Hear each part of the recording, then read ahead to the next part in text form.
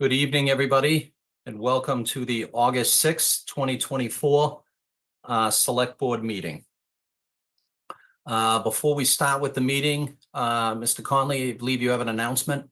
Yes, unfortunately, Mr. Chairman. Thank you, members of the board. If I may indulge you for a minute or so, I'd like to make an announcement in honor and memory of a gentleman who passed away, who served this town for many, many years. John J. Mooney of Canton passed away at his home in Canton on August 2nd, 2024. He's survived by his wife for 48 years, Virginia, 7 children, 14 grandchildren, 7 great-grandchildren. Mr. Mooney was a state representative serving the town of Canton for several years. Mr. Mooney also served the Personnel Board, the Zoning Board of Appeals, the Canton Conservation Commission.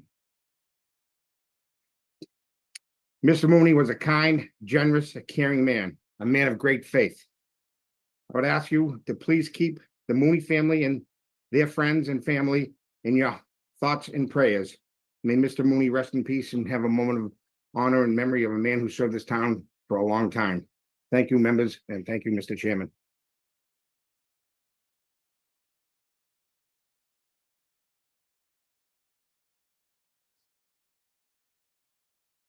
Thank you. Thank you, Mr. Conley. So before we open up our meeting for public comment, I wanted to share with the public some of the thinking behind the temporary move to Zoom meetings. So the Select Board meeting is a public meeting where the Select Board conducts the town's business in an open setting where the public and the press are welcome. The move to Zoom was done to ensure that we are able to run these meetings in a safe and efficient manner. For the time being, the town will run the Select Board meetings via Zoom, and when we resume in-person meetings, this will be communicated to the public at a future meeting and shared in the Canton Citizen. Before we go into our public comment, I just wanted to provide a little explanation of how it works because I did not do this at our last meeting. When we open up public comment, members of the public who wish to speak will raise their hands on the Zoom app. I will not call on members of the public that do not have a valid first and last name listed on their account. For example, I will not call on someone with an inappropriate name listed, and I will not call on someone that is listed as Mom's iPhone or a Samsung Galaxy. Once you are called on, please state your full name and what town you are from. You do not need to mention your address. On my Zoom app, I can see a list on my Zoom app. I can see a list of all the attendees, and those who raise their hand go to the top of my list in the order that they raise their hand. And I will call on those members in that order, provided they are listed with a valid name. If you only have a first name, it's difficult because we could have 2 Michelles, 2 Michaels, things like that. So please make sure you change your name so that it's a valid name. As always, before we go into the public comment period, I will read this statement. The public comment portion of the meeting is an opportunity to listen to residents' feedback and concern, but the public comment portion of the meeting is not meant to be a question and answer format. There will be no response to any public comment when presented. The public comment portion of the meeting is limited to 15 minutes total and up to 3 minutes per speaker.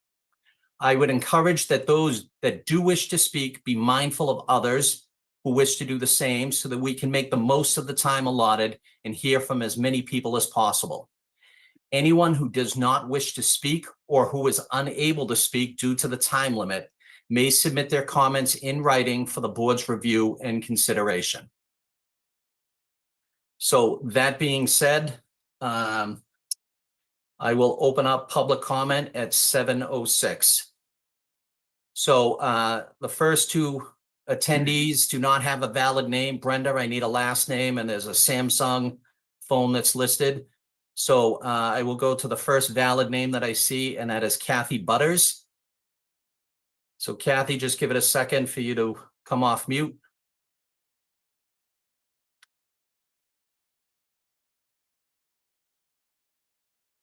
All right, Kathy, I think you're good to go. Hi, am I off mute? You are. Kathy Butters, Canton. I just want to say, just 6 months ago, I retired as the Canton Town Accountant. I had the honor to work with three town administrators, multiple select boards, police, fire chiefs, department heads, town staff, and committees. Every one of these elected, appointed, and higher staff worked with the utmost professionalism. Because and they're with sick their of heart people. and They don't want to listen to their soul. 15 minutes of free speech. I They don't am want to deal proud with to them. say So now that they want Canton to is a Zoom and control AAA everything. They community want because to of change how every it's one been of done these for over people 200 years involved. in this town. It is not whether you are male, female, We don't know. Republican, Executive or session is Democrat. always It going to is be how private. And dedicated, sometimes it's about compassionate, contracts. and Sometimes supportive we you are don't know to what our the executive town session and is. each other. I am proud to live in Canton. No, I feel no, safe they always and supported by everyone in Canton. because they It is it's because hard of to do all the of Zoom these meetings hardworking, because unselfish, and quite wonderful frankly they get people. tired of I the just wanted overwhelming to amount of say how people. much I appreciated working with all of you and how much you all do. Thank you for your services and everything you have done.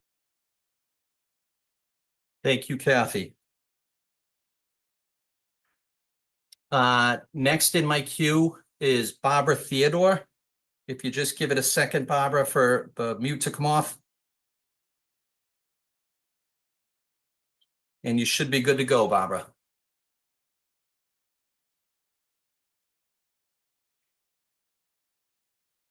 Barbara, I can't hear you just yet.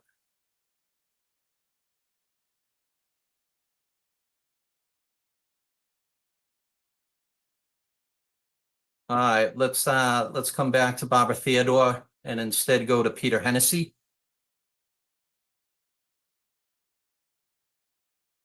Peter, just give us a second for you to come off. There you go, sir. You should be off mute. Good evening. This is Peter Hennessy from Canton, Mass. I'd like to congratulate Randy Scollins and No, the I think people in the everyone, I Finance think Committee of the this town brings of attention Canton to it. for another Yes, outstanding job People that are gonna they've done laugh this at it. year People are gonna laugh at to me. I manage don't our care. But at finances least it for brings the attention beautiful to it, town that we live you in. know? We have a Get lot up of to things town to be hall thankful and run for. the town like This is people the most voted for you, recent like you asked. accolade that our town has gotten.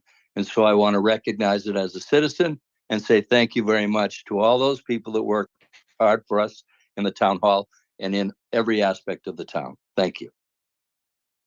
Thank you, Peter. Barbara, we'll give you one more try. Sorry, you had your hand up. We'll go to you, but we already voted on it. So All right, Barbara, you should be off mute. they're worried about the Zoom. They're worried about the minutes. They're not worried about actual problems in this town. We still can't hear you, Barbara. So we're gonna put you back in the queue. Thank you very much. You're welcome. And we're gonna go to Ms. Sweeney.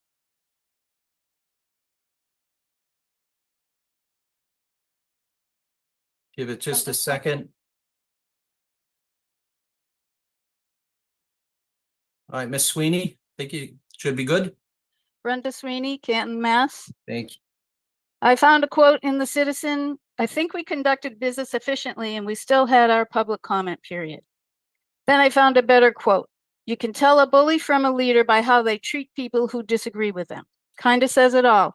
You weren't given a crown when you were elected. It's pathetic to think that if the board has absolute control during our meetings, then everything is great. That's just pure arrogance.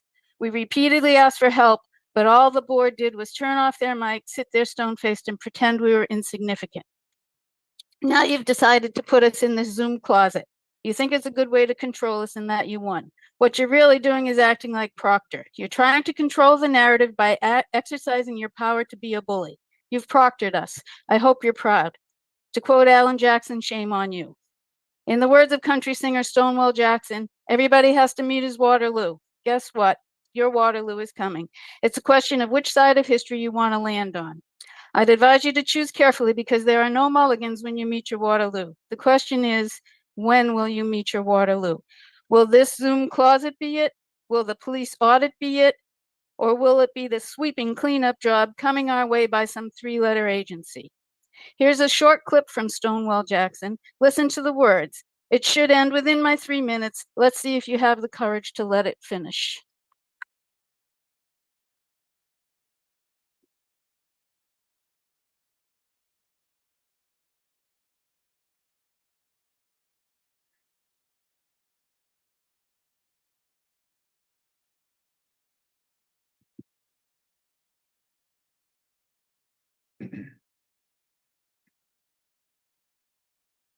So Ms. Sweeney, I'm just letting you know nothing is coming across if you were trying to play something.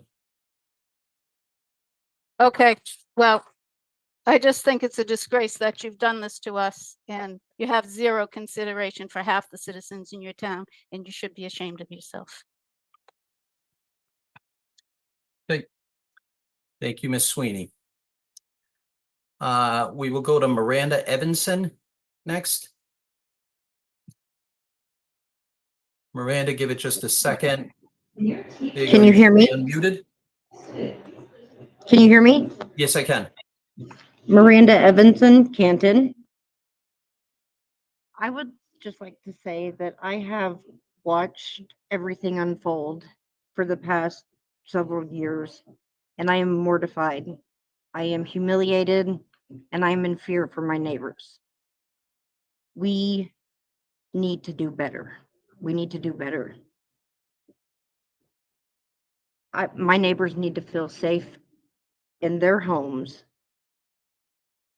I fear for Canton, and I live in Oklahoma, so I appreciate you hearing me, but justice for John O'Keefe is justice for Karen Reed. Thank you. Thank you, Ms. Evanson. All right. Ms. Theodore, we'll give you one more chance.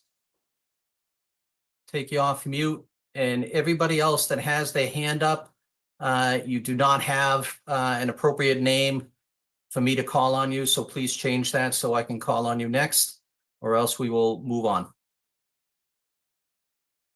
So Barbara, are you there?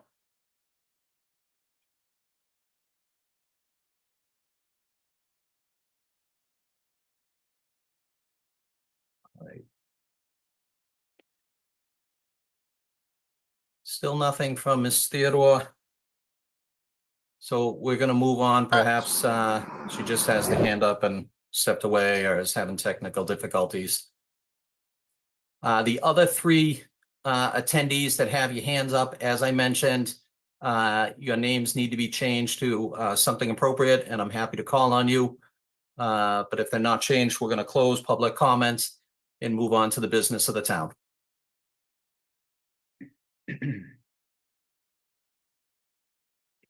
All right. With that being said, we're going to close public comments. And Mr. Albert, But I guess first on the agenda. He can do anything. It's Okay, constitution. first on the agenda, But yeah, we're gonna so have that's why I Randy did it again, Small's is because come yeah, up they're the police from the commissioners. finance department, and talk about the certificate of achievement for excellence. Is Randy? There's Randy. Yep. Thank you. Good evening, Mr. Chair, members of the board, and town administrator. On July 24th, Michelle Mark Levine, director of GFOA, or the Government Finance Office, Office Association of the United States and Canada, announced that they awarded the Certificate of Achievement for Excellence in Financial Reporting to the town of Canton for its annual comprehensive financial report for the fiscal year ended June 30th, 2023. You know The why I bought report those was chicken judged nuggets? by an impartial panel to meet the standards of the program, which includes demonstrating a constructive spirit of full disclosure to clearly communicate its financial story and motivate potential users and user groups to read the report, which can be found on the Finance Department homepage at the link FY23 Annual Comprehensive Financial Report. The GFOA established the Certificate of Achievement for Excellence in Financial Reporting program in 1945 to encourage and assist state and local governments to go beyond the minimum requirements of generally accepted accounting principles to prepare annual comprehensive financial reports that evidence the spirit of transparency and full disclosure, and then to recognize individual governments that succeeded in achieving that goal. Certificate of Achievement is the highest form of recognition in the area of governmental accounting and financial reporting, and its attainment represents a significant accomplishment by a government and its management. This is the 18th consecutive year we have received this award, and I'd just like to publicly thank the entire finance department and the IS team, and that includes Kathy Butters, who you heard recently, who was actually part of this year's annual report because she was part of our team for 6 of the 12 months. So thank you to everybody who participated in the report. We greatly appreciate it. Thank you, Mr. Scollins. Thank you to your team. Thank you to Ms. Butters as well. Any questions or attaboys for Mr. Scollins and his team? Randy, Yeah. thank you very much. Thank you very much. Congratulations. Thank you, Thank you. Randy. Great to be working with this group. Fine group, fine board, fine Thank you, Randy. administration. Great job again. Thank you. All right, thank you, sir. Next, Mr. Albert. Okay, next on the agenda, we're gonna have a discussion, the Windsor Woods Fieldhouse. Charlie, do you want to jump in here? Think you're muted.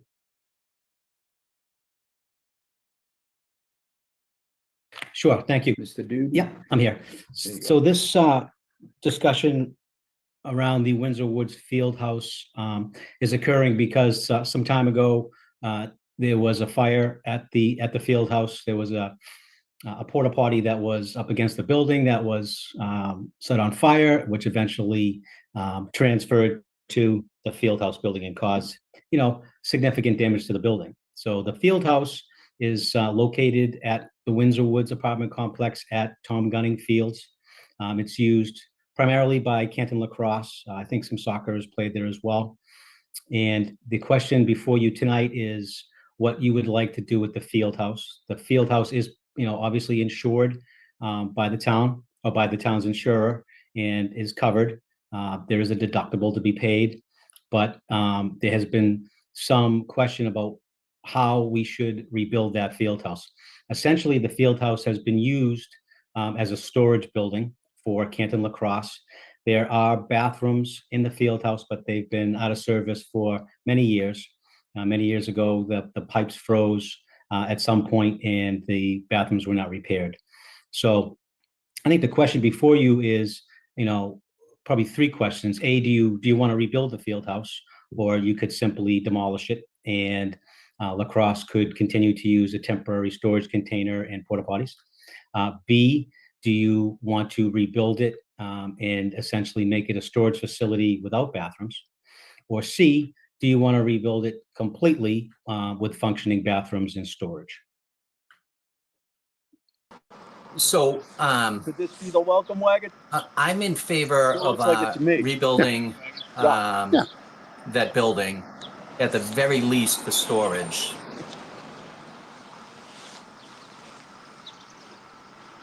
Yep.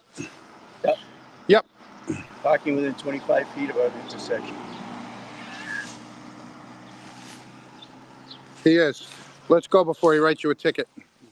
We gotta go. The cops are here and they're gonna write Peter a ticket. Not necessarily. You stay on here and I'll You come sure? under that. Yeah, I'll walk back.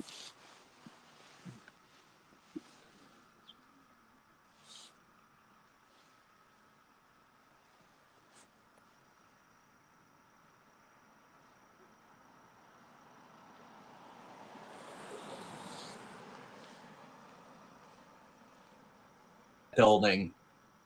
And then I would like to, Yeah, Peter has his volume down, so I can't hear you guys. for So I'm gonna try to see if I can. running, I'm not an iPhone guy. uh, Let's see. Oh, I can hear you now. All right, I can hear you now.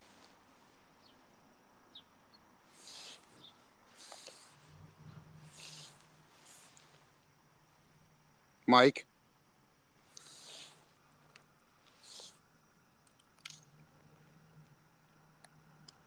Mike?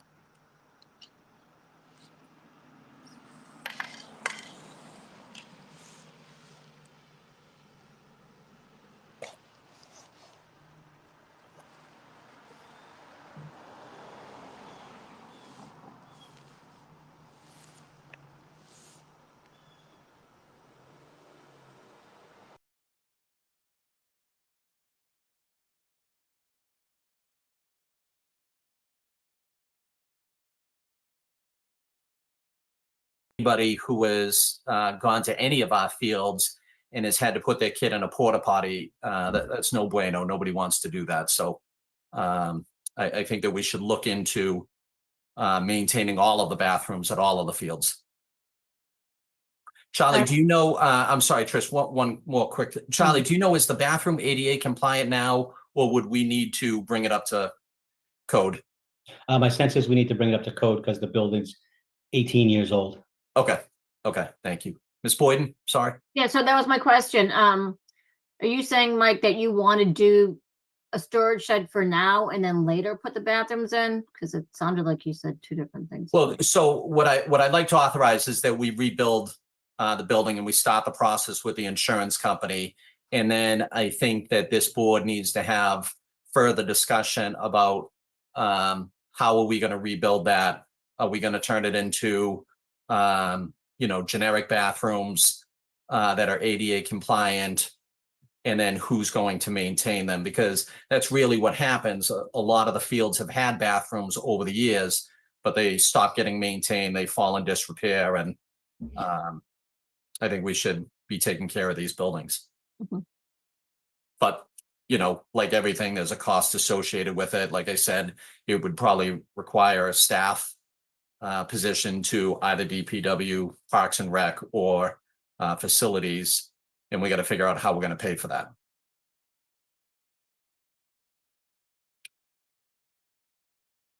So any other comments or questions from the board? Mr. Chair, I do. I think I agree with you in all aspects. I think we should rebuild it to its capabilities. All these fields have been using porta potties for years. The user groups have been paying for the porta potties currently in place now. We just built the field house. This was in operation once, and I would like to see it in operation again. There's nothing like going to a real bathroom on one of these things with a family member, then going to a porta potty that's been sitting there for 3 days and then getting serviced once or twice a week. Yeah. With that said, we could outsource some cleaning. There's multiple ways we should do it. I think we really have to get in a discussion with both facilities maintenance, recreation, and all user groups. All user groups that use these fields, we have to put on the table too, to say, listen, you're using porta potties now. Let's get into discussion of what the actual cost would be, the opening of hours, what have you. If lacrosse use that field predominantly, there should be a group of lacrosse parents that may want to be in charge of operations. I know there's many communities that have these field houses in operation and they work by their user groups. So I think we have to have that discussion with both recreation and facilities sooner than later. And I hope we can do that within the next month or two, just to get things ball rolling. But I think we should have the negotiations with the insurance company as to the extent they'll be able to fix this and what the additional cost is. If we have a deductible, so be it. 1.3 or 1.2 for the Kennedy Fieldhouse. We don't want to have to build one later if we have one standing now. And that's how I feel. So thank you. Thank you, Mr. McCourt. Mr. Albert and Mr. Conley? Yeah, Mr. Chairman, I would agree that bare minimum to replace it for storage for the lacrosse folks, because that's what they're used to and they deserve it. And I'd just like to get a cost of to bring it up because of the ADA and then we'll go to the next step. But I would keep both doors open, but bare minimum have a storage. Yep. All right. Mr. Duty, do you need a motion from us or just the will of the board wants you to proceed with the insurance claim? I think a motion would be good. That certainly wouldn't hurt to have that. I guess the question is, for me anyways, is this project, and maybe this is for Mr. McCourt, through you, Mr. Chair, is this project going to be through the BRC? I would imagine it would be, yes. Okay. All right. I So would like it to be. I Yeah, think it I'd like should it to be. be as well. Yes. So I can reach agree. out. Why don't I, after you all vote, I'll reach out to the insurance company again, or actually Jen will reach out to the insurance company again and get the details on, what kind of, reimbursement the town's going to receive, what the deductible is, all those details for you, so we can make an informed decision on the bathrooms going forward. Okay, and then, Mr. McCourt, perhaps you and I can have the conversation with, Parks and Rec and start the process with the youth, organizations, and then we can kind of report that back to the, rest of the select board and give an idea of what we think the cost will be and how do we maintain this. Absolutely. That appropriate? All right, Yes. perfect. Thank you. Mr. Albert, do you have a motion there? Yeah, so I have a motion that we give the town administrator the authority to start looking into the insurance company to see to get the ball rolling on fixing the Windsor Wood field house and preferably going through the BRC to oversee it. All right. Do I have a second? Second, Motion has been made and seconded. Any further discussion? Hearing none. All those in favor, please say aye. Aye. Aye. Ms. Boyden? Roll call Aye. vote. Yeah, Yes. thank you. Mr. Albert, Yes. Mr. McCourt, yes, and Mr. Conley. Yes, sir. All right. Next, Mr. Albert. Okay, next on the agenda, I move that the board approve the following reappointments to the Affordable Housing Trust. Charles Duty, Randy Scollins, and Taylor Torres. second, Motion has been made and seconded, and these are members that are already on the Affordable Housing Trust and their term just expired. But through town meeting, these are members that have to be appointed to the Affordable Housing Trust. So all those in favor, please say aye. Aye. Aye. Ms. Boyden, Yes. Mr. Albert, Yes. Mr. McCourt, yes, Mr. Conley, Yes, sir. and the chair as well, 5-0. Thank you. All Next, right, Mr. Albert. Next, I make a motion that I move that the board approve the following appointments to the Cultural Council: Stephen Coughlin and Pamela Berman. second, Motion has been made and seconded, and these are openings on that council, so thank you for volunteering. All those in favor, please say aye. Aye. Aye. Mr. Albert,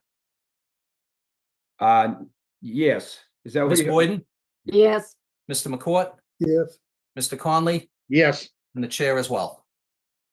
5-0. Next, Mr. Albert. Okay, next, I move that the board approve the ambulance bill abatement request in the amount of $763.79. second, Motion has been made and seconded. As Mr. Duty has presented to the board many, many times, these are just ambulance bills that went through collections, and occasionally we have to write these off because the people are not going to pay. Mr. Chair, Yes, sir. I just a point of clarification for folks at home. So the town has a policy on ambulance abatements. So anytime an abatement request comes in that exceeds $500, the board has to make that decision. Under $500, the fire chief can do that on his Okay. own. And in this case, this is a hardship request. It's a 50% reduction on the bill, not the total bill on the reduction. Okay. Thank you. All those in favor of the abatement request, say aye. Aye. Aye. 5-0. Mr. Albert, Yes. Ms. Boyden, Yes. Mr. McCourt, yes, Mr. Conley, Yes, sir. and the chair as well, 5-0. Next, Mr. Albert. So next on the agenda is to consider approving the fire chief's contract. So do I have a motion? I assume that this is approved by HR and Mr. Duty? Yes, Mr. Chair. The fire chief's contract has been approved by HR and myself, and essentially his not a lot of changes to it other than the 3% COLA that our employees are receiving this year, and an increase to the emergency management director stipend that he receives, a modest increase to that. So other than that, there's nothing significant changed. Okay. Thank you. Do I have a motion for that, Mr. Albert? Yep, so I move that the board approve the fire chief's contract. second, Motion has been made and seconded. All those in favor, please say aye. Aye. Aye. Aye, 5-0. Mr. Albert, Yes. Ms. Boyden, Yes. Mr. McCourt, yes, Mr. Conley, Yes. and the chair as well, 5-0. Next, Mr. All Albert. right, next on the agenda, I move that the board approve the deputy fire chief of operations contract. second that, So I have a motion and a second. Mr. Duty, did you want to provide any context or anything, or Yep, pretty much the same comments that I had for the fire chief's contract. Again, the deputy fire chief receives the 3% COLA as the rest of our town employees. And then there was some minor changes to his work schedule. Okay. So, and approved by you and HR. Yes, sir. Thank you. Motion has been made and seconded. All those in favor, please say aye. Aye. Aye. Mr. Albert, Yes. Ms. Boyden, Yes, Mr. McCourt, yes, and Mr. Conley. Yes. The chair as well, 5-0. Okay, next on the agenda, I move that the board approve the personnel action form for information system manager and assistant information system manager. second, Motion has been made and seconded. Any further discussion? does anyone want to explain that to the audience? Charlie? So, Mr. Duty, do you just want to, Yep. this Yep, is sure. for the overtime hours? Yeah, so this is a personal action form, which basically we have our information's systems manager and his assistant that are now running the Zoom meetings. And because they're exempt employees, they're not eligible for overtime. So we would like to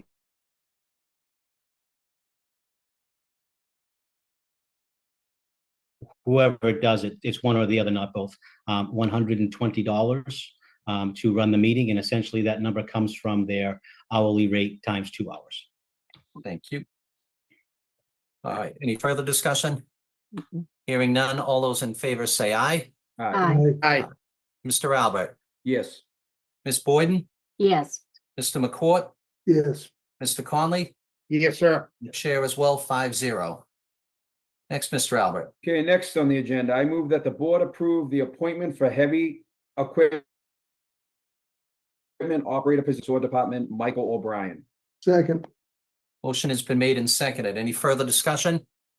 Hearing none, all those in favor, please say aye. Aye.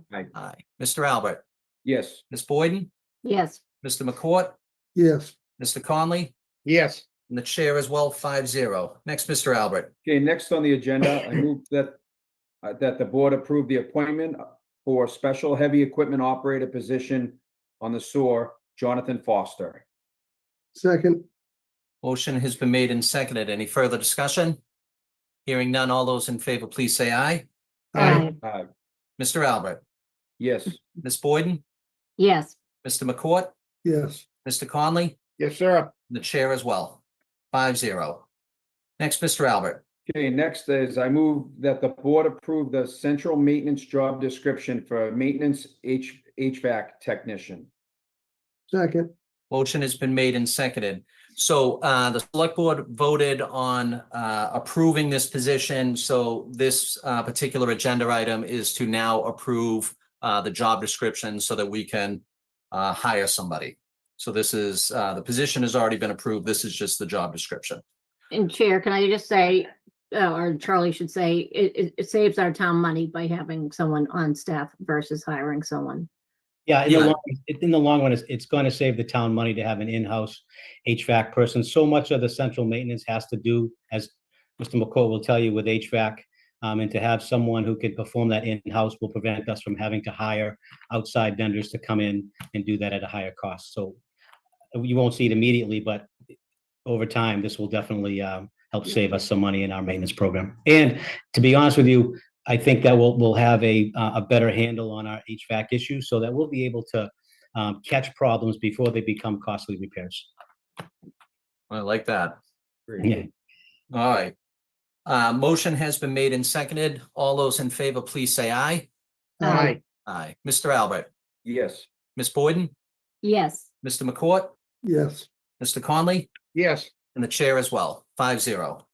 Next, Mr. Albert. Okay, next on the agenda, I move that the board approve the rate change for Parks and Recreational seasonal staff, Rachel Beatty. second, Motion has been made and seconded. And again, Mr. Duty, I assume HR has approved this. Yeah, this is a situation where Ms. Beatty was hired back. I believe she worked for the rec last year, and it was administrative error. They put her at the wrong hourly rate. So this is just correcting that initial mistake, administrative mistake on our part. So she's paid the appropriate rate. Okay, thank you. Yeah. Any questions or further discussion? Hearing none, all those in favor, please say aye. Aye. aye, Aye. Mr. Albert, Yes. Ms. Boyden, Yes. Mr. McCourt, Yes. Mr. Conley, Yes. and the chair as well, 5-0. Next, Mr. Albert. Okay, next, I move that the board approve the request to hold the annual 5K walk run road race on September 15, 2024 at the Irish Cultural Center, 200 New Boston Drive, contingent upon police and fire approval. Second. Motion has been made and seconded, and obviously this is just the annual request that comes in. Any further discussion or questions? Hearing none, all those. All right. Oh, can you hear me, everybody? Everybody. All right. If you can hear me. Yes. Okay, listen. So I don't know what you guys thought of that public comments. I deliberately didn't raise my hand for the same reasons that you heard Brenda speak. It's disheartening to know that this town is in such disarray right now. And every time you look around, it's something else. And now we have police officers and firefighters and paramedics that testified in the Karen Reed case. And now we see what they were getting for overtime and detail pay, which is really eye-opening. So don't worry. We are doing FOIA requests, public records requests, to get the detail on that police audit stuff or on the police payments. So we will find out just what's going on with that. But anyways, I'm here really. If you guys have questions, Mike has something going on and he's unable to get in front of the camera right now. So I'm here and I will answer any questions that you have. So if you have a question, put your question in the chat and I will answer it.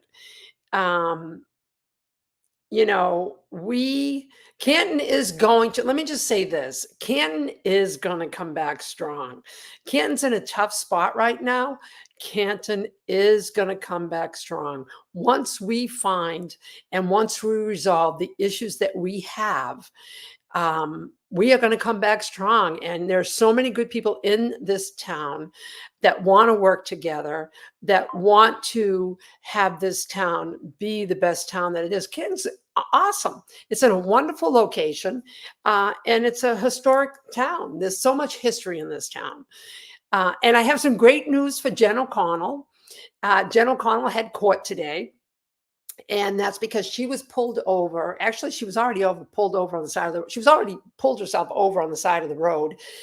On a Sunday morning, she saw 4 women walking with their young daughters wearing dresses, and she thought it was such a lovely scene. So she pulled her car over to compliment the mothers and the daughters.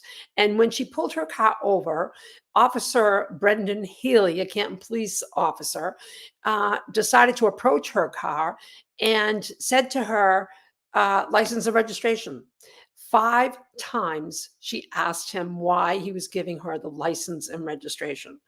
And he did not answer her. And he went back to his car and he said that he came back and he gave her a ticket. And so she had to appeal it in the courts. And he didn't even tell her why he gave her a ticket until he returned to the car. So anyways, she went to court today. And in court, the judge heard her. She brought the goods. She brought receipts. She brought her cell phone records that showed that she wasn't on the phone. And she also brought the car information that showed the car is incapable of letting somebody talk on their phone when they have the car in drive or when the car is moving. So they threw the ticket out. So it's so good. So I'm so happy. Congratulations, Jen. That was just another harassment of Jen. Jen has been harassed a lot. And Officer Healy lost.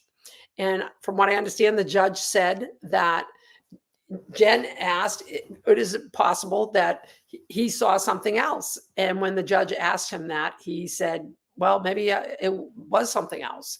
And that was the end of that. So she won. So I'm very happy about that. So who's got some questions? Give me some questions in the chat and I will answer your questions. and I'll make them very exciting. So let's see. Hi, Rita from the UK. Hey, Lynn and Coco. Hello, Lynn and Coco. Thank you so much. Let's see. Boston Herald needs to report on, oh, it's going kind of fast. Jen is badass. I totally agree. Can't go into the studio tonight. He had his rugs clean. Oh, Mike had his rugs clean. That's what it is. And let's see. That's good for Jen. QQ Rita, have any of you been contacted by the sheriff of Norfolk? No, we have not been contacted. Stuff like that is infuriating. Please go rescue Peter. Yes. So I understand. I wish I had some video, but Peter Murphy and John Comeau too, and there's one other, maybe Whitey, are outside of Mike Lofgren's house in chicken costumes. So I'm trying to catch these questions as they go by. We have not heard anything on the vandalism on our lawns. And quite frankly, I don't expect that they're going to find anything. Even though we found the source bag, we found a Target bag inside a green trash bag. And oh my God, somebody's here from Magnetic Island, Australia. Hello, Magnetic Island. Thank you so much for tuning in. This is so great. It's Cat Red Solo Cup earrings. Oh my God. Hello, Cat. So we haven't heard anything, and let's face it, you know, do I expect them? Yeah, I agree with you. I agree with you, the person in the comments. We all know who had a fetish for lawns. And all I have to say is Mr. Nebuchadnezzar, right? Is that his name, Mr. Nebuchadnezzar? We all know that. And then it's shortly after my lawn got bleached, and whoever did it stepped on my property because there's no way they could have reached and done the damage that they did from the street. So they trespassed. Someone reached out to me and that told me that when a certain someone, you know who, was at Bridgewater State College, that person had a habit of doing pranks, and those pranks included bleach balloon bombs. So, you know, you don't have to be a rocket science to put it together who did my lawn. And I'm not saying who it is. I'm just saying, in my opinion, those are two good pieces of information. And another piece of information is that that same said person was coming out of Mike Lank's driveway just a few days prior to Dennis Sweeney smelling the bleach, and turned around in front of Brenda and Dennis's house and looked right at Dennis. Now, why would somebody do that? Why would somebody pull out of someone's house and in the middle of a street turn around and look the owner in the eye to make sure that that owner saw his face? I don't know. So those are three different things that happened, and you know, put the puzzle together. So are they going to find fingerprints? I don't know. I doubt it. I'm not counting on anything, even though there was a vape. So when they tossed the bag, I think they inadvertently topped their vape. And, you know, it's really sad. So here's a question. What do you make? Uh-oh, where did it go? How do I get this back? What do you make of the Zoom workers getting overtime pay? 1.5 times the board. Shouldn't they be paid? I don't think they're getting overtime pay. The select board only gets like $1,200 a year. It's like $100 a month. The chairman gets $1,400. They really don't get anything, which is, you know, that is, you know, I don't know. It doesn't make sense. Rita, how are you? Stay strong. You're so inspiring. I'm in Maryland and outraged for you guys. Mike Young Jerks in chat. Yes, thank you, Rhea. I appreciate that. We're doing everything. And I'm going to tell you, everybody here helps us by supporting us. We really love the support. We're in this together. A win for Canton is a win for all of us. And, you know, someone messaged me tonight that they were going to their first very own town meeting for their own town to see what's going on. And that is really, wonderful, because I never went to these meetings before a year ago. Yeah, I started going to these meetings 13 months ago, and it was the Karen Reed case and the fact that there was issues with Chris on the select board, and I found out all this stuff. And the more I went to meetings, I was shocked. You know, the more that I learned, the more we just kept going. The answer is yes. I will be in Dedham on Friday. Somebody wants to know if I'll be in Dedham on Friday. I will be in Dedham on Friday at 2:00, and then at 7:00, I believe it's NBC 10 is going to be doing Canton Confidential, and I will be there as well too. And someone says, "Stay safe." Yes, I am staying safe. My cameras are working, and I actually never had cameras before. So when I got them installed, but you know, I really didn't use them because I really was hoping I wasn't going to need them. And anyways, my cameras are working now. So, and I am quite enjoying looking at the tapes. Rita's seen bang bang on your assessment and who dropped the balloon. Yeah, no, we'll never officially know how, you know, who did the balloons. That Canton police isn't ratting out any McGalbert family and friends. That's for sure. How much longer can these chickens hide the holding in the meetings of Zoom? You know what? That's part of why I didn't want to speak tonight. Is I am so embarrassed. I'm embarrassed for my town. You know, these people, they went to Zoom meetings. Why? Why? Because the last in-person select board meeting, the McGalbert family and friends all put on their cancerous Canton First Facebook page that they were going to go to the meeting and create havoc. And that's exactly what they did. And people didn't see that, you know, when Jen was speaking, they were heckling her. But when the McGalberts and friends heckle people, nothing is done to them. But if we do something, we're automatically reprimanded. And so what happened was the McGalberts, who don't show up because they don't care about government, they don't even really listen to the comments they made tonight. It was nothing. And so, you know, they showed up. Mike Higgins, he's so proud of himself. And Mike, by the way, you told the Herald that 95% of the town of Canton was happy with the police department. Mike, stop drinking the Kool-Aid and stop lying. You must be talking about the 95% in your little McGalbert friends and family group, because 95% of this town is not happy with the Canton Police Department. As a matter of fact, we are embarrassed by the Canton Police Department.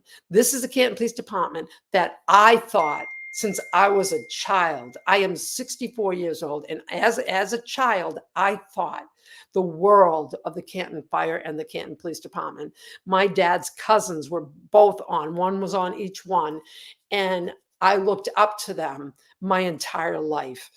And to see what has unfolded since the murder of John O'Keefe is shocking to me. And to see the people that are coming out, the McGalbert family and friends, and the way they present themselves and the words that come out of their mouth, it's really sad. And it looks like, you know, people who work for the town or friends and family of people who work for the town have this delusion that the town is theirs.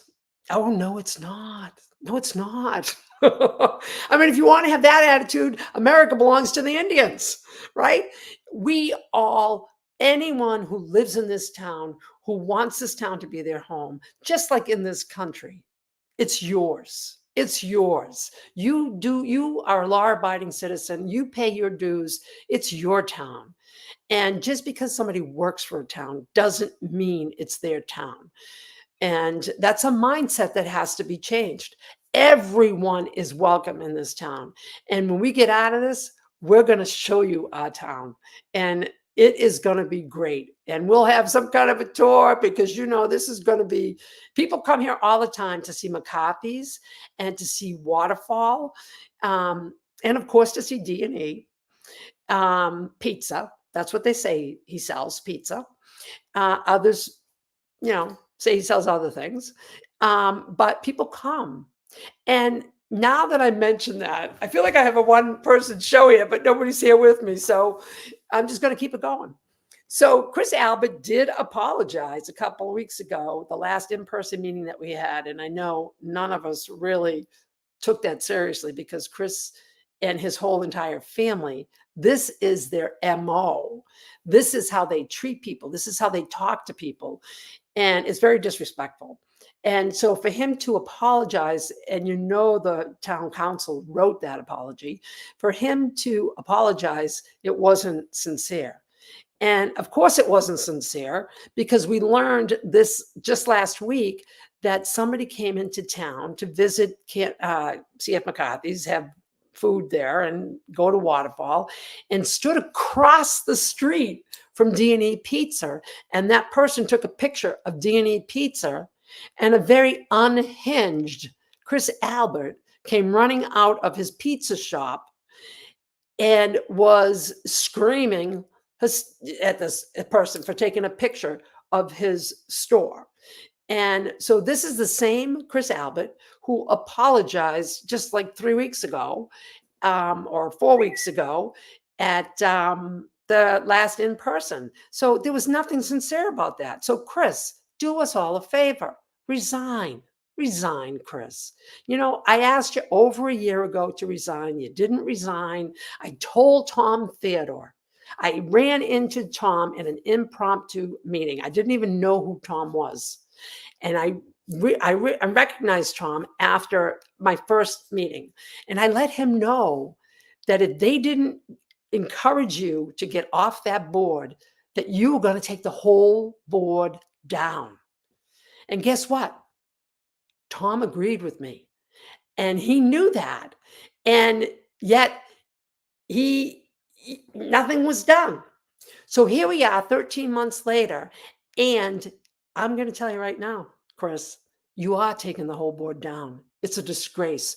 You could have left a year ago, and saved this town tremendous embarrassment, but you didn't. You stayed. And now look at us. Actually, I'm grateful that you stayed, because if you left, we would not know any of what is going on in this town. But because you refused to stay, you and your arrogance, and you refused to leave, we learned more and more every select board meeting we attended. And the more we learned, the more horrified we were. And the more horrified we were, the more we knew we need change in this town. So I thank you, Chris Albert, because we are going to have change in this town. And when we do, you will not be a part of it, because you are the reason. You brought to light what we need to change by just being you. So I thank you. Let's see. You guys got any questions? Let me see. Rita, you seem to bang on your assessment of who dropped the ball. I don't know that. Let's see. Oh, I don't know. So give me some questions. What do you guys want to know? Shoot some questions in there and I'll answer them. It's kind of hard to be on a show with last minute and not have any questions. But let's see. We had the balloons. We had some great articles. Oh my God. We had some great articles in the Herald. The Boston Herald spoke about the salaries of the police that were at the scene. And we are going to be drilling down on that money. And I'm going to tell you right now, let me see if I can pull that up here nicely. We are going to, let's see if I can, no, I don't have it there. I don't know where it is. Just trying to pull it down. We have Gallagher. Gallagher made the most money. He made $322,000. That's how much he made, $322,000 in 1 year as a police officer. But don't you worry. because a lot of that was in overtime and special details. So we're going to be drilling down on what kind of special details and what kind of overtime Mr. Gallagher was working. And he, I believe, was the star witness at the John O'Keefe case. So, you know, these people are making boatloads of money, buku's money. And we want to know why. Because if somebody's base salary is $120,000 and then they walk away with $322,000, there's a problem there. Any business will tell you, that's a staffing issue. First of all, that's not healthy to have your employee work like that. Second, it's not cost effective. You hire more people and then you pay them less so that you're not paying all that overtime. And you want to be sure people want overtime, but not to that degree. That is mismanagement. And we're going to find out. We're going to get more. And somebody said Lombardi party. Isn't that nice? Oh, love you, Mom. That must be my daughter. Reedsky for president. Love you, Mom. That's going to be my daughter. I love my daughter. She's so good. Okay. Please tell me Katie McLaughlin's not going to be able to get permanent disability for lying on the stand. Permanent disability. I didn't hear about her getting permanent disability, but what I did hear her get is permanent perjury. Boy, did she perjure herself on that stand. She knows those kids. She's known them since at least 6th grade. She's known them. Absolutely, she's known them. She went to school with them.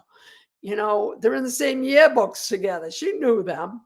And you can see by the pictures that were shown that she knew them. So shame on Katie McLaughlin. I hope it was worth it. I understand she had pressure.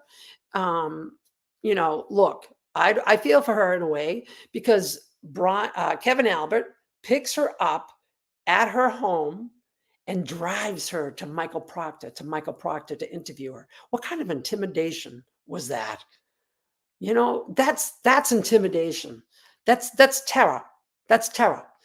And, you know, that never should have happened. You know, that is the big guns coming in to escort you to your interview. I'm sure Katie could have drove herself, but I'm sure Kevin Albert has a reason for doing so. And somebody wants to know about the police audit. So I'm glad you asked. And anyone listening, listen up. So we are expecting the police audit. So we had meetings, we talked about the scope, and then they had to go back and make changes to the scope. And then it had to get proofread. And then I believe it's been proofread by the town council. So it's imminent that the request for proposal, which is called an RFP in the business world, is hopefully we're going to have it this week or next week at the latest. And when we get that request for proposal, we are going to go to the airwaves. So Bob, get ready.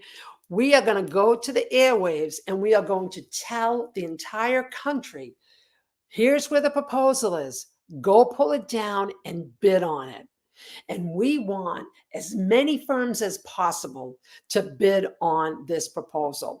And it's very detailed. So it's going to take people time to look through it and actually bid on it. But we really want to open it up to who's ever interested in doing this audit for us, because we need this audit and we want to level it and we want to figure out where we have to fix. Where can we celebrate successes and where do we have to fix?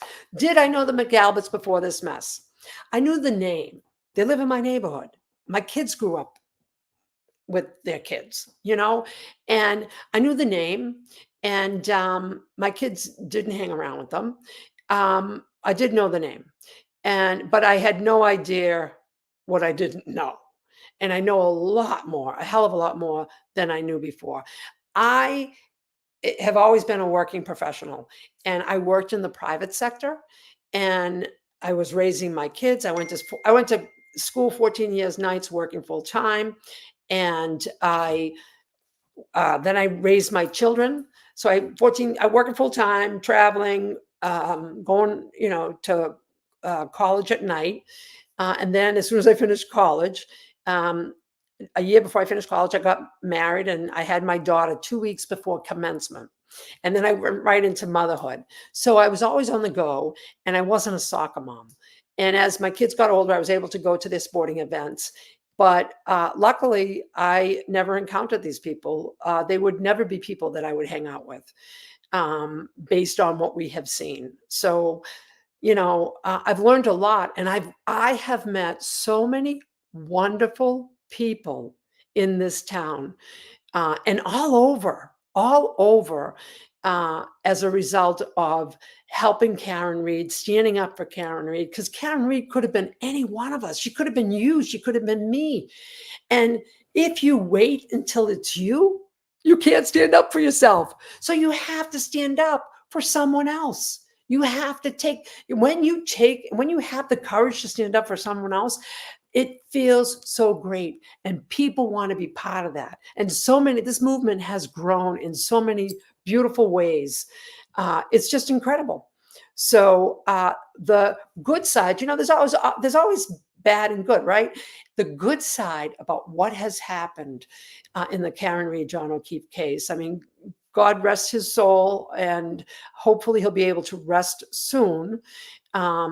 But the goodness that came out of this is it brought the best people in this country, in this world. We have people all over the world in this chat. It brought us together to have the courage to find our voices, to stand up for what is right, and to stand up against authority, and to do it without violence, without weapons, without anger. We did it with love. We did it with compassion. We did it with pom-poms because we made a new way. We created a new way to have your voice heard. And people heard our voices.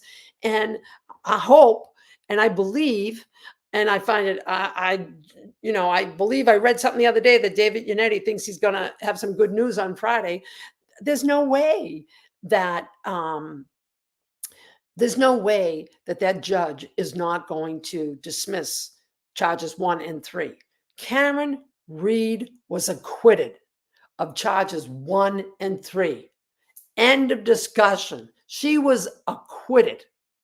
You cannot retry somebody for double jeopardy. You just cannot do it. And it's not right. And we knew that Karen Reed was going to be acquitted because we knew she wasn't guilty. She was framed. And then on the second charge, see what happens with the second charge, you know, the manslaughter charge, which that it should be exonerated as well. She did not hit him. The federal witnesses, the people that are hired by our federal government, our military, said these people have the highest credentials ever, said his injuries did not come from a car and her car did not hit him. That's it. I don't understand how the foreman, who I believe has a couple of PhDs, and I read hung his hat on red taillight that he thought that they said was on his shirt, that it wasn't. Yeah, of course not, it wasn't. It was planted. But anyways, you know, what we want right now is charges 1 and 3 to be dismissed and to be recorded as she was acquitted. And then someone says here, will the time cards be looked at during the audit? That's a good question. I don't know that. I don't think we had payroll in there, but don't you worry. There's plenty of citizens that know how to drill down and find the root cause of what is causing such expenditures.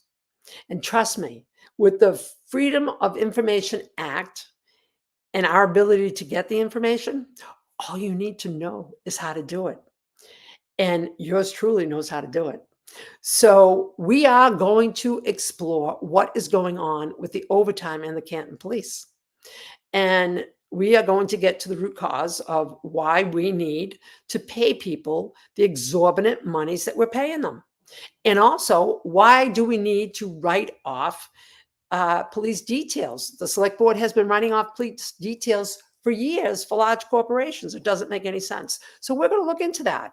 You know, this is something I would expect the select board to do, but the select board isn't doing this. And Dandy Randy, he is so proud of the job that he's doing. We heard him tonight.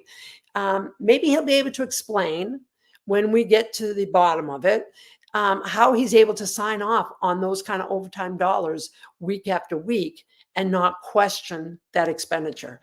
Because anyone in finance, any company I worked in finance would be questioning those numbers. And I would be questioning those numbers. It is not prudent spending. So let's see if there's another question. Rita, please tell Katie McLaughlin not going to be able to get permanent disability for I understand. Please tell me. I don't know about permanent. Why? If she's out on disability, I'm not aware of it. Will the Canton residents start a recall for the selectmen? There's other things that we're exploring. So a recall is like it's really like a 4-month turnaround, the whole timeline. And it's not a simple thing. Not that it can't be done. It's just not a simple thing. And so with the recall, you've got like 2,100 days to get 100 signatures a day. And we could do that. And then you need to have 30% of your registered voters come out. And when you get the 100 signatures a day, it has to be 10% from each precinct. And there are 7 precincts. So it's not, I mean, it's a huge task, but it's not, you know, it's not unsurmountable. It's possible. But, you know, and then you have to have an election and you go through that whole process. So nothing is off the table, but we do have some other avenues that we're exploring to hold the select board and the police accountable. And we are looking at hiring a civil rights attorney. So we have been interviewing and more to come on that as well. So we have different options. And we have been asking for over a year to work with the select board, to partner with them. And as you see tonight, they've gone backwards. There's no forward movement on that. So it's clear that they are not going to work with us. And so then we have to do what we have to do to protect our town, because we do not feel that they are protecting our town by the actions that they are taking or the inactions that they are taking. So, you know, we're going to do what we need to do to protect this town, because Canton is a destination town. It is a beautiful town. And, you know, it really is. And so people said, let me see, I'm going to try to see these messages. I can't believe you read my message out. Canton looks such a lovely town. I'm so sorry you are all going through this. I feel for the older folk who will feel even more intimidated. And that's Lenny. Oh, Lenny Coco again. Lenny Coco. Thank you for that comment. You know, look, we're only afraid if we allow them to let us be afraid. I'm not afraid. I'm not afraid. And the best thing you can do to counter a bully is to stand up to the bully. Stand up to the bully. And I'm not saying go swinging. Do what I do. Just be equipped with the facts. Equipped with the facts. That's all you need. And let that bully know that you're not going anywhere and that they cannot hurt you. All right, I'm looking at more comments here. Let's see. Rita should open up her own detective agency. Let's see. Rita did the single here on Karen's car transferred from the solo cups. Yeah, I think the single here might have come from one of those bald guys. Maybe that's all he had. I don't know. But we know that that's not John's hair. And we know it's not even a hair. You know, that was the most, and I think Sean McDonough says it, you know, if you're going to commit a crime, if you're going to screw up a crime, never screw up the cover up. And they didn't even try to get rid of, they didn't even try to cover up. It was the sloppiest cover up because they thought that they could get away with it. That's how emboldened they were. Somebody said coffee cafes said the select board are running scared. Certainly in their houses after they had the executive session in the town hall, and then they leave the town hall and go home.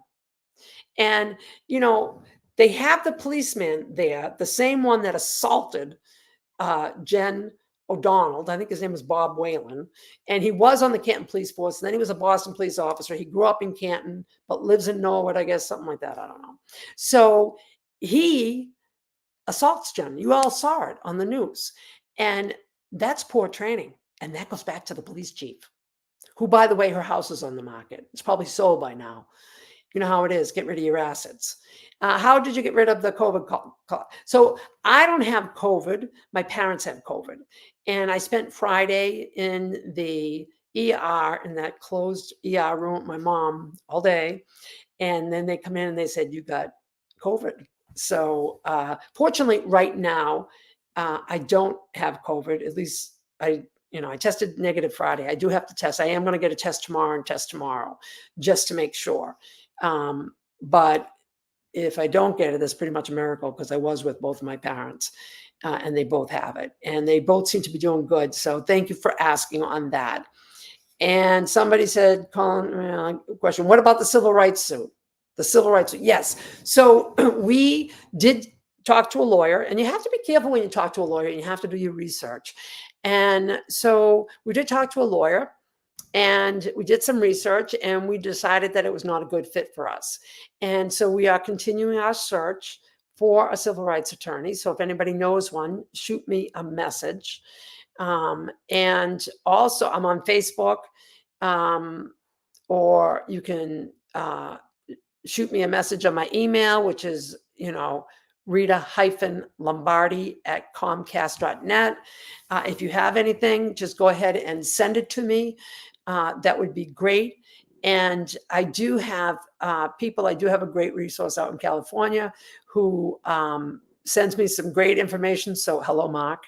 So anyways, so many people, that is what's beautiful about this movement. So many people reach out and share information, what they have, or share something that's inspirational, that helps all of us. And I get so many messages every single day, and I do my best to read them and respond to them timely. And I know that some of those messages are just hi, hello, and whatever. And some of them do contain some really good tips for me. So I really appreciate all the help, because look, we're a team. We're all a team. We're all on the same team.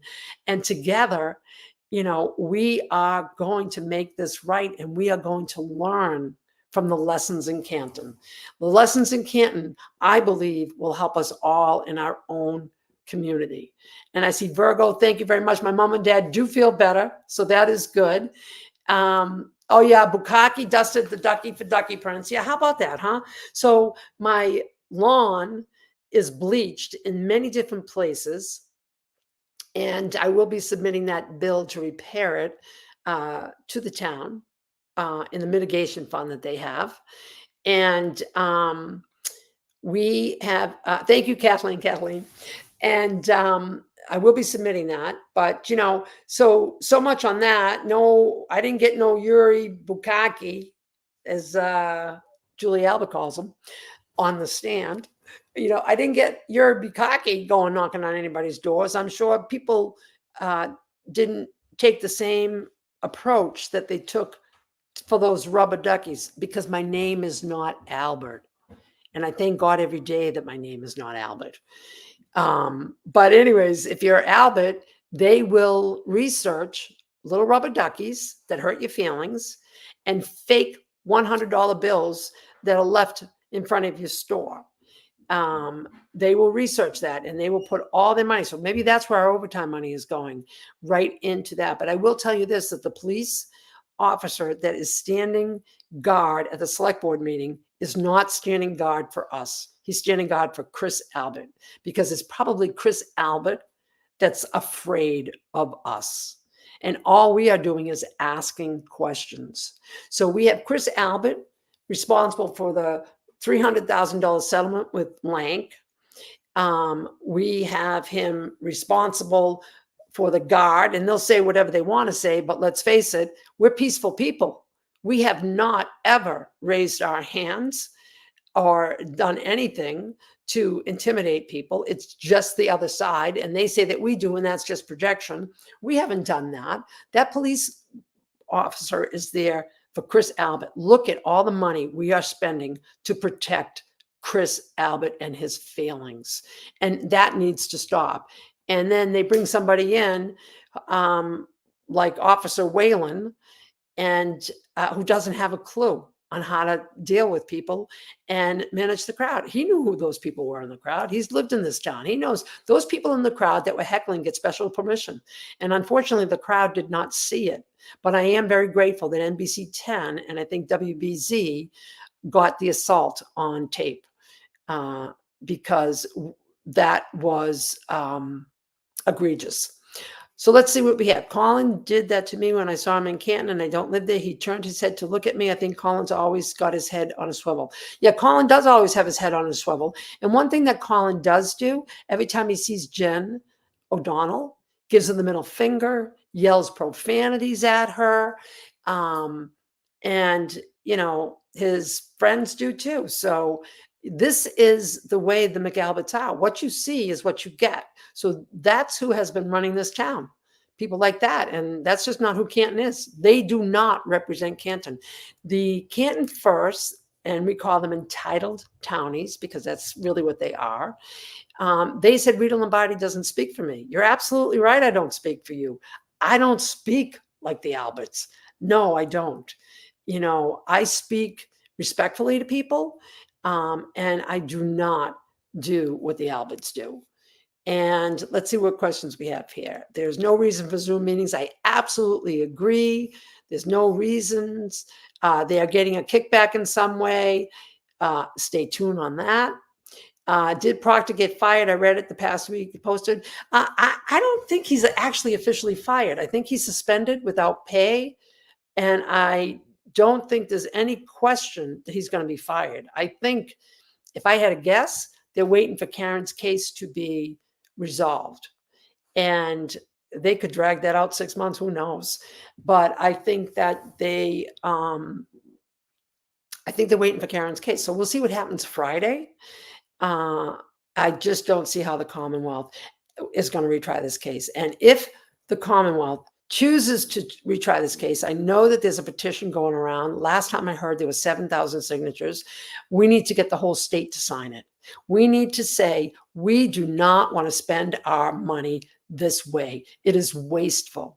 It is wasteful when the judge has a meeting like she had the last time and makes these lawyers dress up and come into Boston and, you know, tack onto their invoice for Karen to go bankrupt, just to show up for a 5-minute session is wasteful and disrespectful of their time. And we need to start running our government and our court systems like a business. We need to look at it. We need to fine tune it, do whatever we need to do. But in this day and age, there is no reason why that couldn't have been done by Zoom. There's no reason those people had to go to court.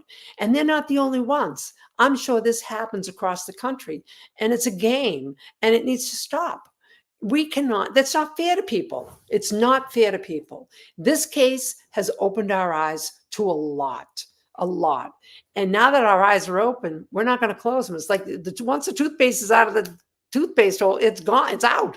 And you can't put it back in. And now that we know, we need to fix what's broken. So this is great. And I can't wait for the feds to step in. Feds, please step in. We really want to. You know, and we know that there's a process. And listen, you know, I hope that they step in soon. You know, all right, let me see. I'm looking for some questions here. I wish I had a phone for you guys to call in, but let's see. Question. Do you think the lady on the select board is a traitor? Interesting question. I don't think she's a traitor. I just think she's ineffective. And look, you know, we needed to run as a team. I'm not bitter because we didn't run as a team. That's a fact. We needed to run as a team to get on that board because one person alone was not going to do it. And I ran as a team, even though she said she wouldn't run as a team. And that's all well and good, but I'm a team player. And so every time she called me to see what was going on, to get advice, I gave her advice as if we were working together as a team. She originally had 50 signs. She was going to order, I think, another 50. They didn't have her picture on them. And I said, no, I've got 200, get your picture. I asked Brian Hale, who is an awesome photographer, who took my picture, to take her picture, as well as Kathleen Howley's and Jennifer O'Donnell's. And he did a phenomenal job and didn't even charge people. And he came down. You know, I did a lot of things to help her get elected, even though she told me clearly that she wasn't running as a team. I felt we needed to run as a team. And I didn't think that she had the exposure that I had. So I was trying to help her. So everyone who said that they were going to bullet vote me, voters had 2 votes to place, but they didn't have to place 2 votes. So if you really want your candidate in, you only vote for one. And that's called a bullet vote. And people who wanted to bullet vote for me, I said, no, vote for both of us. Because I knew we needed both of us on that. One person couldn't have done it. I could have done it if I was the only one on, because I have the expertise that is needed. But it would have been hard. It's not like I would have walked in. It would have been hard because I have another job. I have another job. I have a full-time job. And so it would have been a lot, but I could have done it. But I really wanted the both of us on there. And so every vote for me was a vote for her. So her landslide victory really wasn't a landslide victory. And, you know, and that's just all well and good. And when she, you know, put her thank you in the paper at the following week in the local paper, you know, she congratulated all the winners and didn't even have any thought to, you know, congratulate the people who didn't win for their efforts. And, you know, for me, that's a true leader. I would have done that. But, you know, look, I don't have sour grapes. You know, I'm just telling you the facts. And, you know, I wish her well. I hope she does well. And, you know, from what I understand, she thinks that when there's another candidate up in April, then she'll be able to be effective. That's not how I roll. That's not how I roll. If I was the only one that was elected onto that board, and you cannot wait until April to get results. You've got to get results now. That's what your voters wanted, results now. Your voters did not put you on that board so that you could say, let me wait until April 2025 when I can get another candidate on the board. You know, that's not how it works. When you apply for a job, you apply for that job the day you step into that job. You don't say, okay, well, I'm going to wait until you hire another employee and then I'll be able to do my job. That's not how it works. So I expect Trish to do the job. And, you know, and I hope she can. And I know she doesn't like me saying that. All you have to do is do your job and make something happen. Because right now, nothing's happening. We're virtual. And we're an embarrassment to the town, to the state, to the country, around the world. We're an embarrassment. You know, our select board has gone backwards. And look, personally, I like most of these people. But, you know, when you want to be in a role, then you need to fulfill the obligations of the role. And if you are so chicken shit that you have to resort to Zoom calls, then maybe it's time to turn in your keys. You know, maybe it's time that it isn't the right place for you. This town is in turmoil. When something's in turmoil, you step up. You roll up your sleeves and you do whatever it takes to get the job done. You don't retreat. And that's what they're doing. Let me see what they all say. So thank you for the question about the lady on the board. I'm sure I'm going to get daggers tomorrow. But listen, do your job. Do your job. Stand up there. Use your voice. Speak for us. Speak for us. You know, do what you told the voters you were going to do. Her thank you in the paper said, let's get to work. Okay, let's get to work. What are you doing? Let's go. Okay. And someone said, good to see your face, babe. Thank you. Oh, that's Sergeant Bukaki. I really don't know if it's really him or somebody else. It's good to see your face too. How is Rafferty's house so big? That's a good question. I have no idea. I have no idea, but it is on the market. And we also know that Brian Albert sold his house. And, you know, so we'll see. I have no idea. But you know, I have no idea. I heard, well, okay, Leslie, another question. Do you communicate with Trish at all anymore? No, I don't.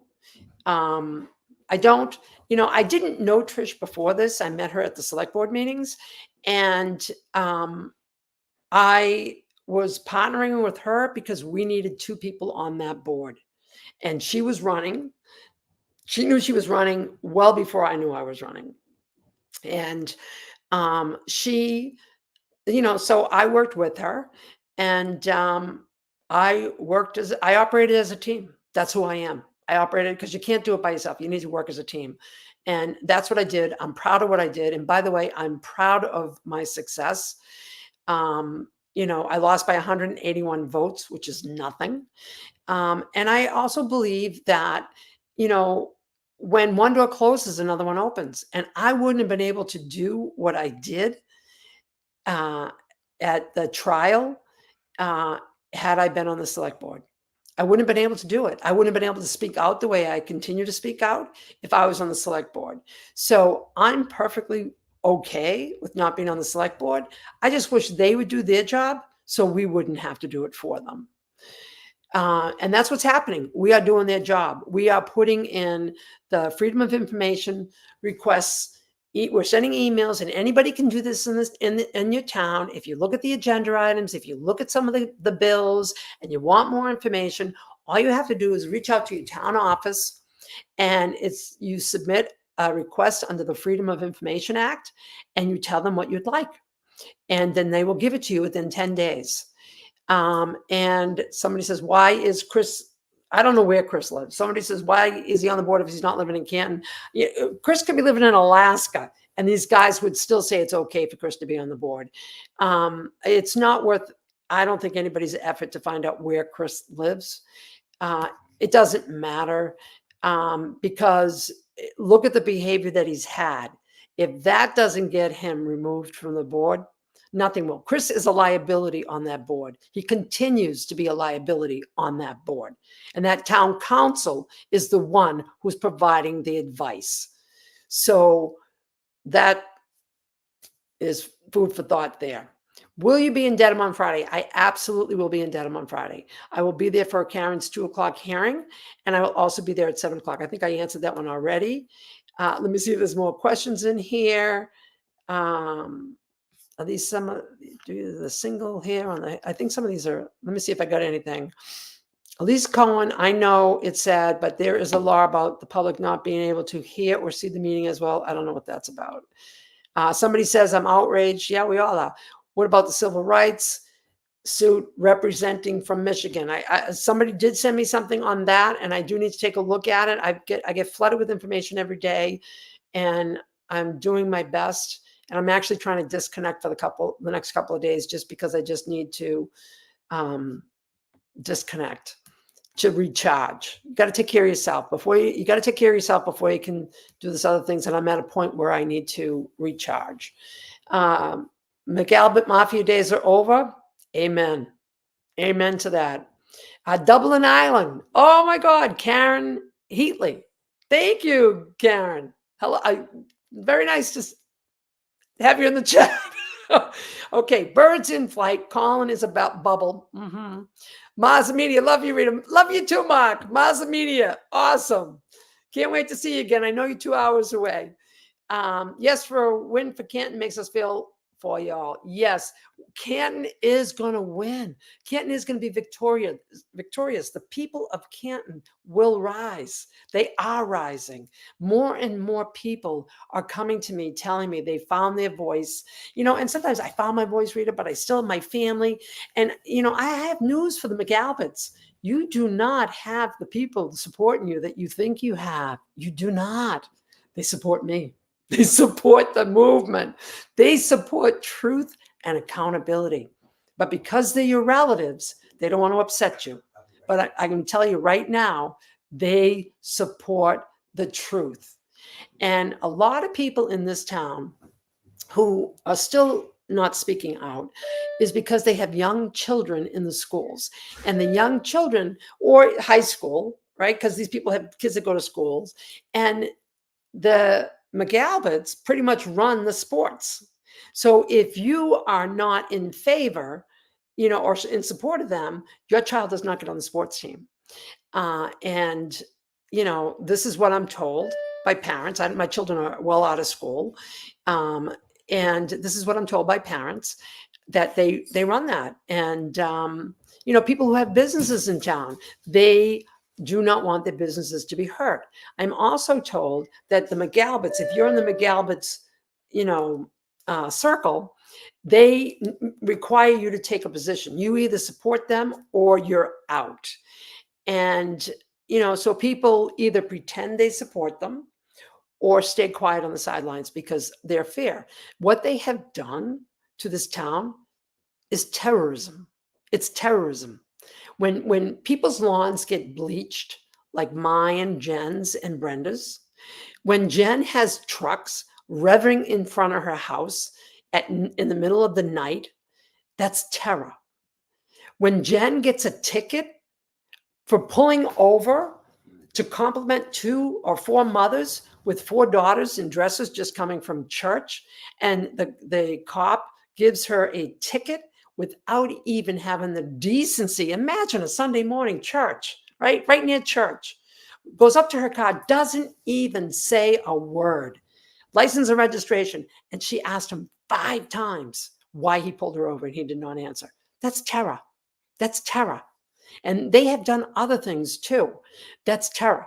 They say they've been threatened. No, they haven't. They can't give you any evidence of it because it hasn't happened. It hasn't happened.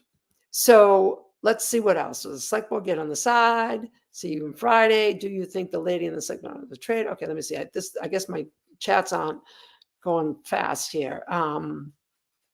Colin is a speck of dust in the universe.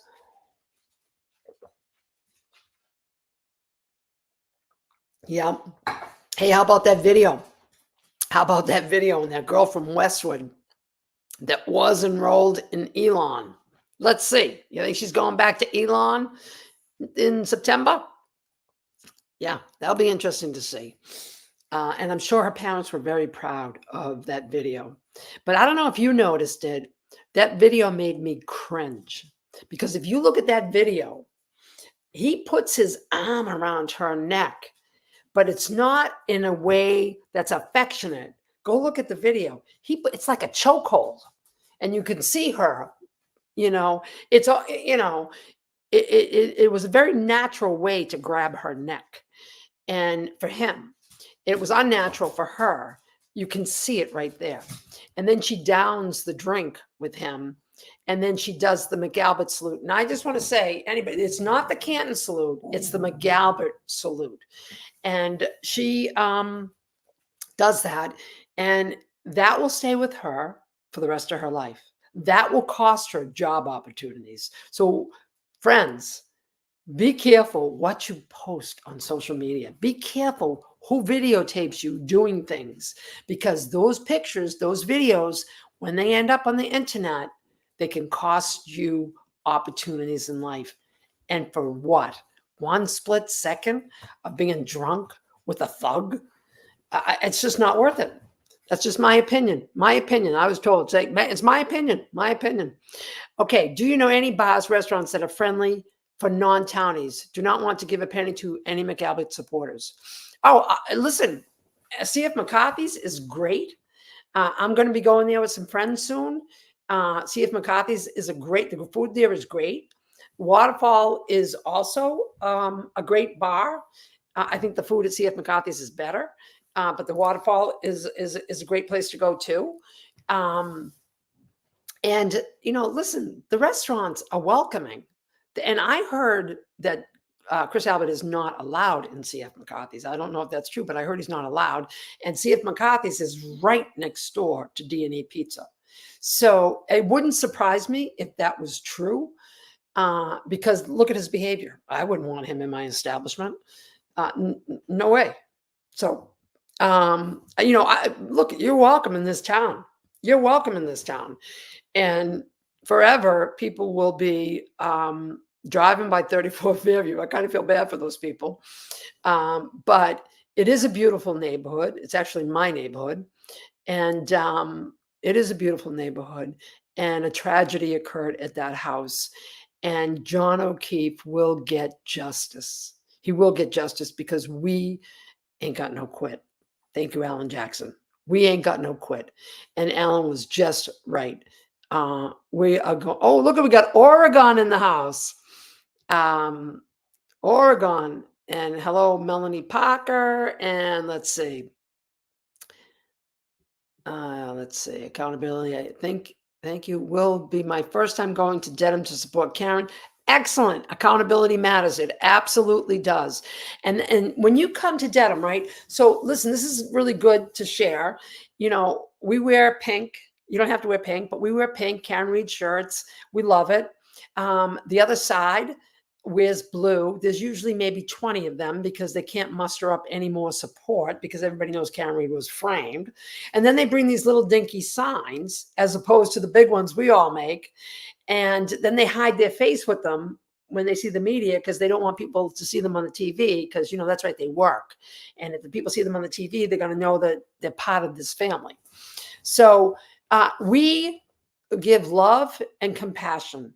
And when they shout obscenities at us, we just blow them kisses, tell them you love them. Do not engage. Do not engage, please. Because what you can have 100 people there and one person engages in a negative way. And that's what's going to be remembered. Not the 99 that were positive, loving, and caring.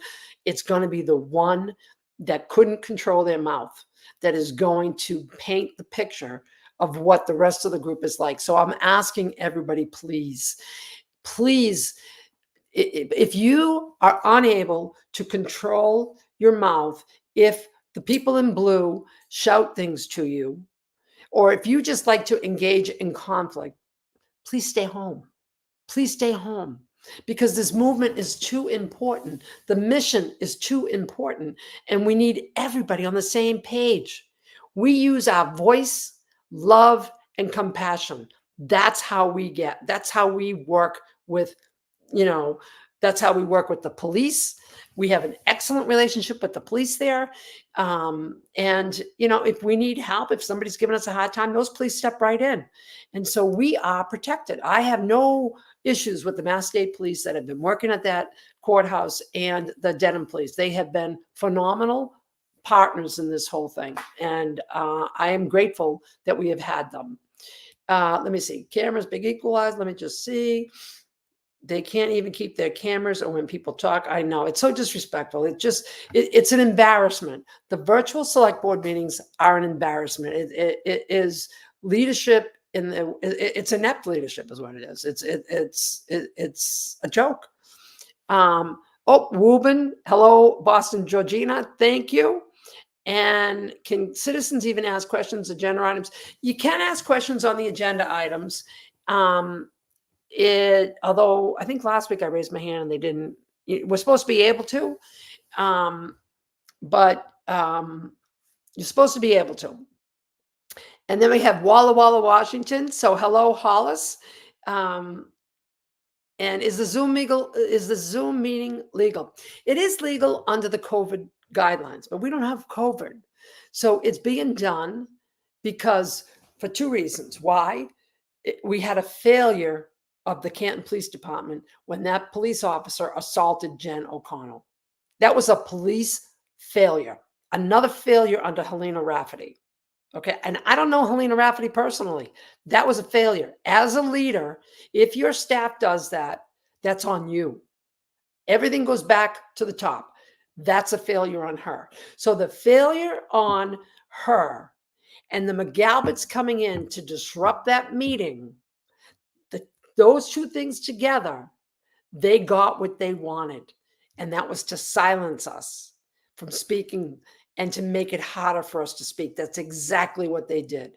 So the select board gave Helena Rafferty and the McGalberts exactly what they wanted under the guise of trying to protect everybody. We don't need protection. We don't need protection. We aren't the problem. And the McGalberts only go to disrupt. But the cop didn't talk to the McGalberts in the audience who were yelling and screaming, throw her out of here, throw her out of here, and yelling and screaming the whole time, which people didn't see. The cop put his hands on Jennifer, who wasn't even doing anything and didn't do anything to get arrested.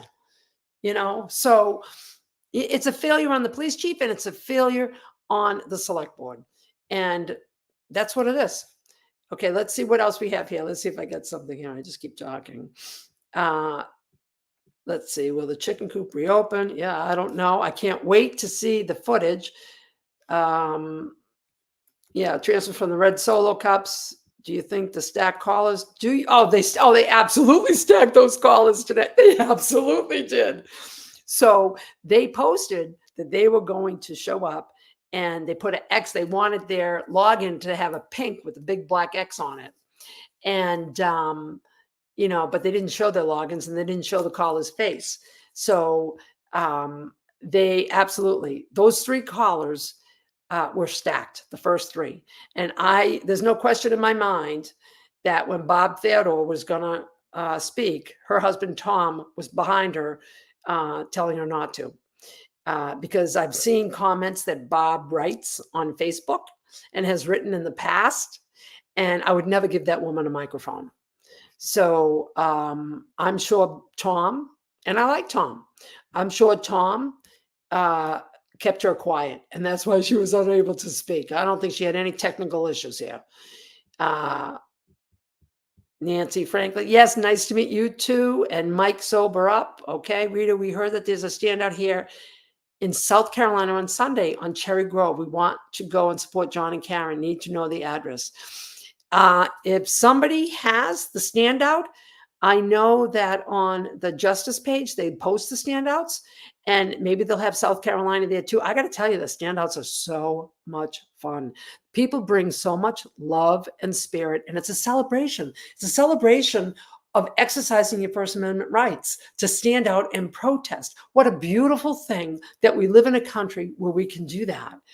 And, that's why it's so important who we put in office, because if we put somebody in office that takes away our rights, we're not going to have the freedoms that we have today, that our forefathers fought for, that our families are fighting for now. They're fighting for our freedoms.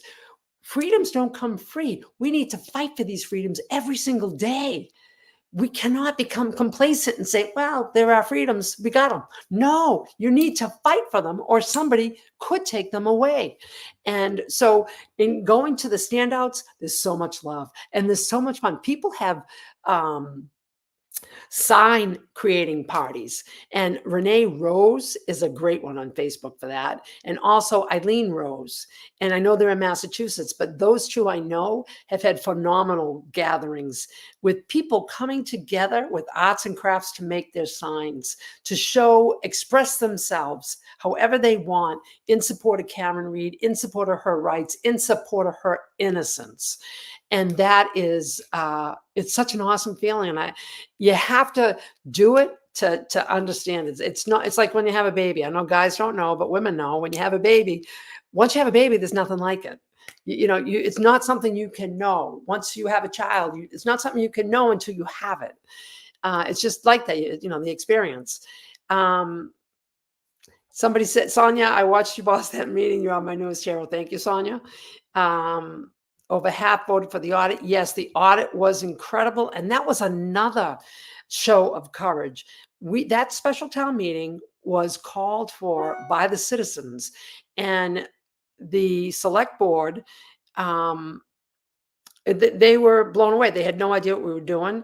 The police chief tried to discredit us by saying there were fraudulent signatures on it. One person in a beauty parlor signed for 2 other members in the household. And tried to say that we were disingenuous, and she had no idea the method in which we collected signatures. It was revolutionary. We did not do it the old-fashioned way. We did it our way. And when we had that unprecedented special town meeting last November to discuss the police audit, Normally, the town meeting has 250 on average, and the annual town meeting is in May. This was in November, the Monday before Thanksgiving, and we rallied 2,000 citizens to go to a special town meeting for 5 hours. And 100 people from out of town came in support. When have you ever seen people come from out of town and hold signs in support of you for your efforts to get a police audit? It was incredible. Incredible. And that camaraderie still exists today. And they did everything that they could to intimidate people into voting down the police audit. And courageous people had to raise their hand with their voting tickets 3 different times to be counted because the select board rejected the first vote. And the first vote was like an eyeball vote, and the select board rejected it. So then we had to do 2 recounts with the people holding their hands up while people went by and counted, which is intimidating. And so we didn't think we were going to get the vote because people had to raise their hand. And we were so proud that 903 people across 3 rooms in that high school raised their hand and voted for the special audit. We were so thrilled. It was amazing. It was amazing. And then we ran into trouble, whatever. The good news is, you know, the scope of the audit has been completed, and we are looking to get that posted so that we can encourage people all over the country to pull it and bid on it so that we can have a very good return of RFPs and make the best selection that we can possibly make. So we're very happy about that. Let me see what else you have here. Join this channel to support monthly. I don't know what that is. What about the civil rights? Oh, that's a repeat. Let me just see what else I got here. Somebody's commenting. Yeah, somebody's commenting on Gallagher's salary, taking home $4,300 a week. Yeah, that is that's just unbelievable. And let me just see. Down what you're doing, hold your own town meetings, try to silence the. Yeah, they're trying to silence us. Homie, don't play that game. Homie, don't play that game. Yeah, the trash bag mafias. Yeah, they had a Target bag with the balloons in it. And then they had 2 balloons in the bag that hadn't been popped full of liquid, right? If that Canton police tells me that liquid is not bleach, come on. And it also had pop balloons, which is why I think they had it in the green trash bag in case something popped, the green trash bag would get it. And when we called the police station, when we found the source bag, after we had reported both of our incidents, they told us not to look at it. I probably should have looked at it because there was probably a receipt in there.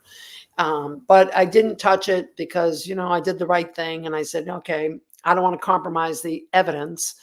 And I didn't touch it. And I kind of wish I did, because I bet you there was a receipt in there and we could have tracked down the persons who bought it.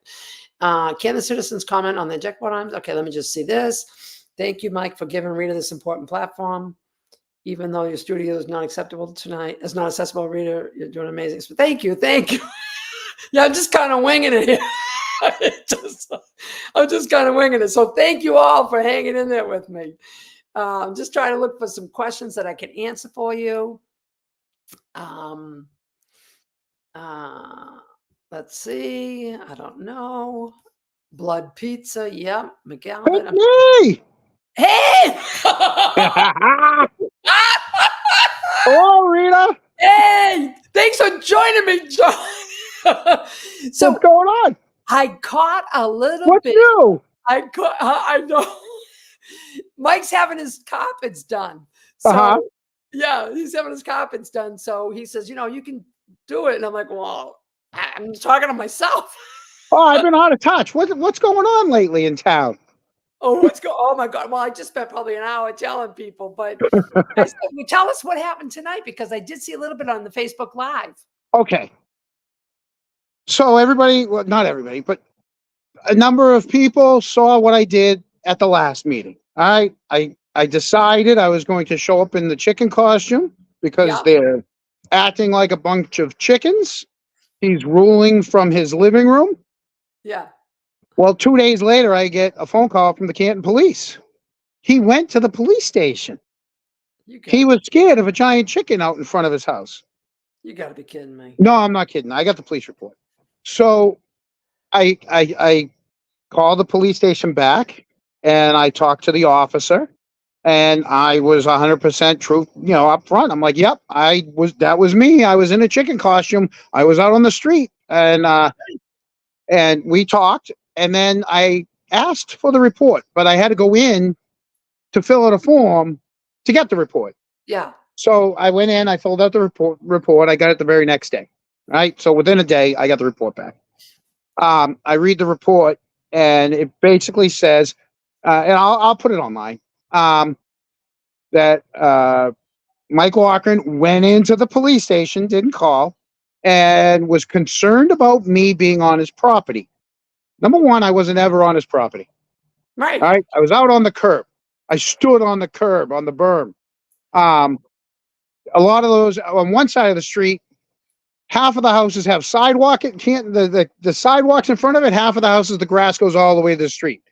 On his side of the street, same thing. Some of the houses have sidewalk.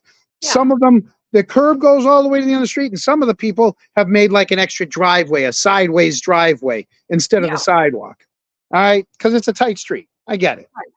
But he wants to tell me that I'm on his property. I wasn't. I never went to the door.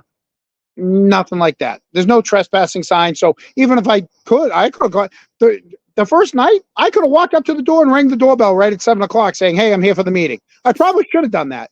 Right. But he doesn't didn't. even own, he doesn't even own all the way to the street. I Nobody know. owns, I nobody did. owns all the way to the street. So That's that was the just first what night. it is. So I read the report, and basically the only issue I took with the report is it said at the end, it says Comeau stated he won't go back to Loughran's property. And I'm like, I never said that. I said I have no intentions of going on his property. I never did. I never will. I'm never going to go to his front door. Right. But I never said I wasn't going to go back on the street and protest, because that's my right to protest elected officials. Absolutely. Okay. Absolutely. So I decided, you know what? I'm gonna get my new chicken costume and I'm gonna go and I'm gonna eat chicken nuggets. You know why I ate chicken nuggets there? Yeah, because you said he had balls. Yeah. So I go with Peter Murphy, and Peter Murphy and I are out there, and I read the police report, and they basically told him that if I do it 3 times, he could go to Stoughton Court and file harassment charges or a stay away order from me. Well, that's not how it works. You can't. You're an elected official. I'm not on your property. I'm protesting. Right. So they got that wrong. So tonight, while we're out there, Peter said it was 2 different cruises that made a pass by. I'm playing to the camera, so I wasn't looking. I waved to them. They came by slow.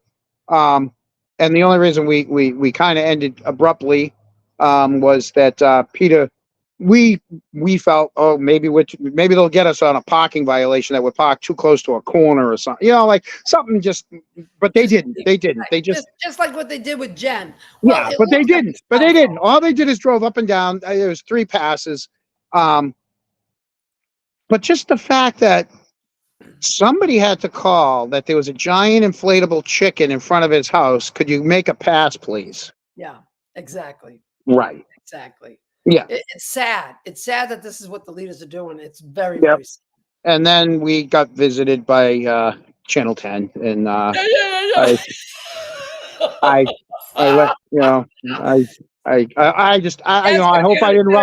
didn't ruffle anyone's feathers. I was just there to make my point. That was it. Right. And listen, 20 minutes. If they're going to have virtual meetings, then we're going to let people know. Yeah. This is not what the citizens want. The select board is supposed to do what the citizens Did they want. sign up for this when they asked for your vote? Did they fine us? No. Did they sign up for this when they asked people for their vote? No, When they ran for office? Did they say, listen, if you elect me, I'm going to run this town from my dining room? Yeah, right. We're going to have the executive session together. Then we're all going to split and go home into our house. Like Absolutely. Yeah. It's absurd. So basically I told the news, I said, listen, I look like an idiot. I go, I'm in this silly costume, but that's why I'm doing it. I'm showing them how silly they are doing what they're doing. Right. Right. Right. And the fact that Mike went down to the police station I know. to file a Well, report. you know I mean, why he's he went. wasting our You know money. why he went down? Yeah. He went down because there'll be no recording of it. Oh, I'll give you one more. Remember that night that the police chief sat in front of the select board asking Oh, for yeah, August 8th. $100,000 because cooking is her passion, because she wants a new Oh, yeah, kitchen yeah, stove. $150,000 kitchen. Okay, well, when I FOIA requested so basically after when I get the phone call, I called, when I called the police back because they called me and I said, yeah, hi, this is John Comeau. You called? We talked. Well, afterwards I emailed, I FOIA requested that phone call. I actually called twice. Once, the second time I called back was to ask, do you want my address? Do you need my address? And, I mean, you already got my phone number, but, here, I'll give you my address. And I think I asked, when will the report be ready? Well, when I FOIA requested that, the response, and here's the thing. They answered me within 2 days. Everything was quick. It wasn't a 10-day. Nope, they answered me quick. I will give them that. But the problem is when I FOIA requested my phone call, they said they don't have it. You can't. And I'm like, huh. So I emailed back and I said, well, when I called, the officer said, hey, officer, XYZ, your line's recorded. How can I help you? And, I said, well, can I get that portion of the call? Which they did. 2 days later, they sent that to me. So I have my 2 call-ins, but I don't have where they transferred it. But in the email, they basically said that not all the lines in the police department are recorded and that they're trying to find a vendor that will, in the future, be able to have all the lines recorded. That sounds like rubbish to me. Well, you're asking for $100,000 for a new kitchen and none of your lines are recorded, or only a couple of lines are recorded in the station? Right. Come Exactly. on. Exactly. Where are the priorities? Right. She didn't get the 150 either.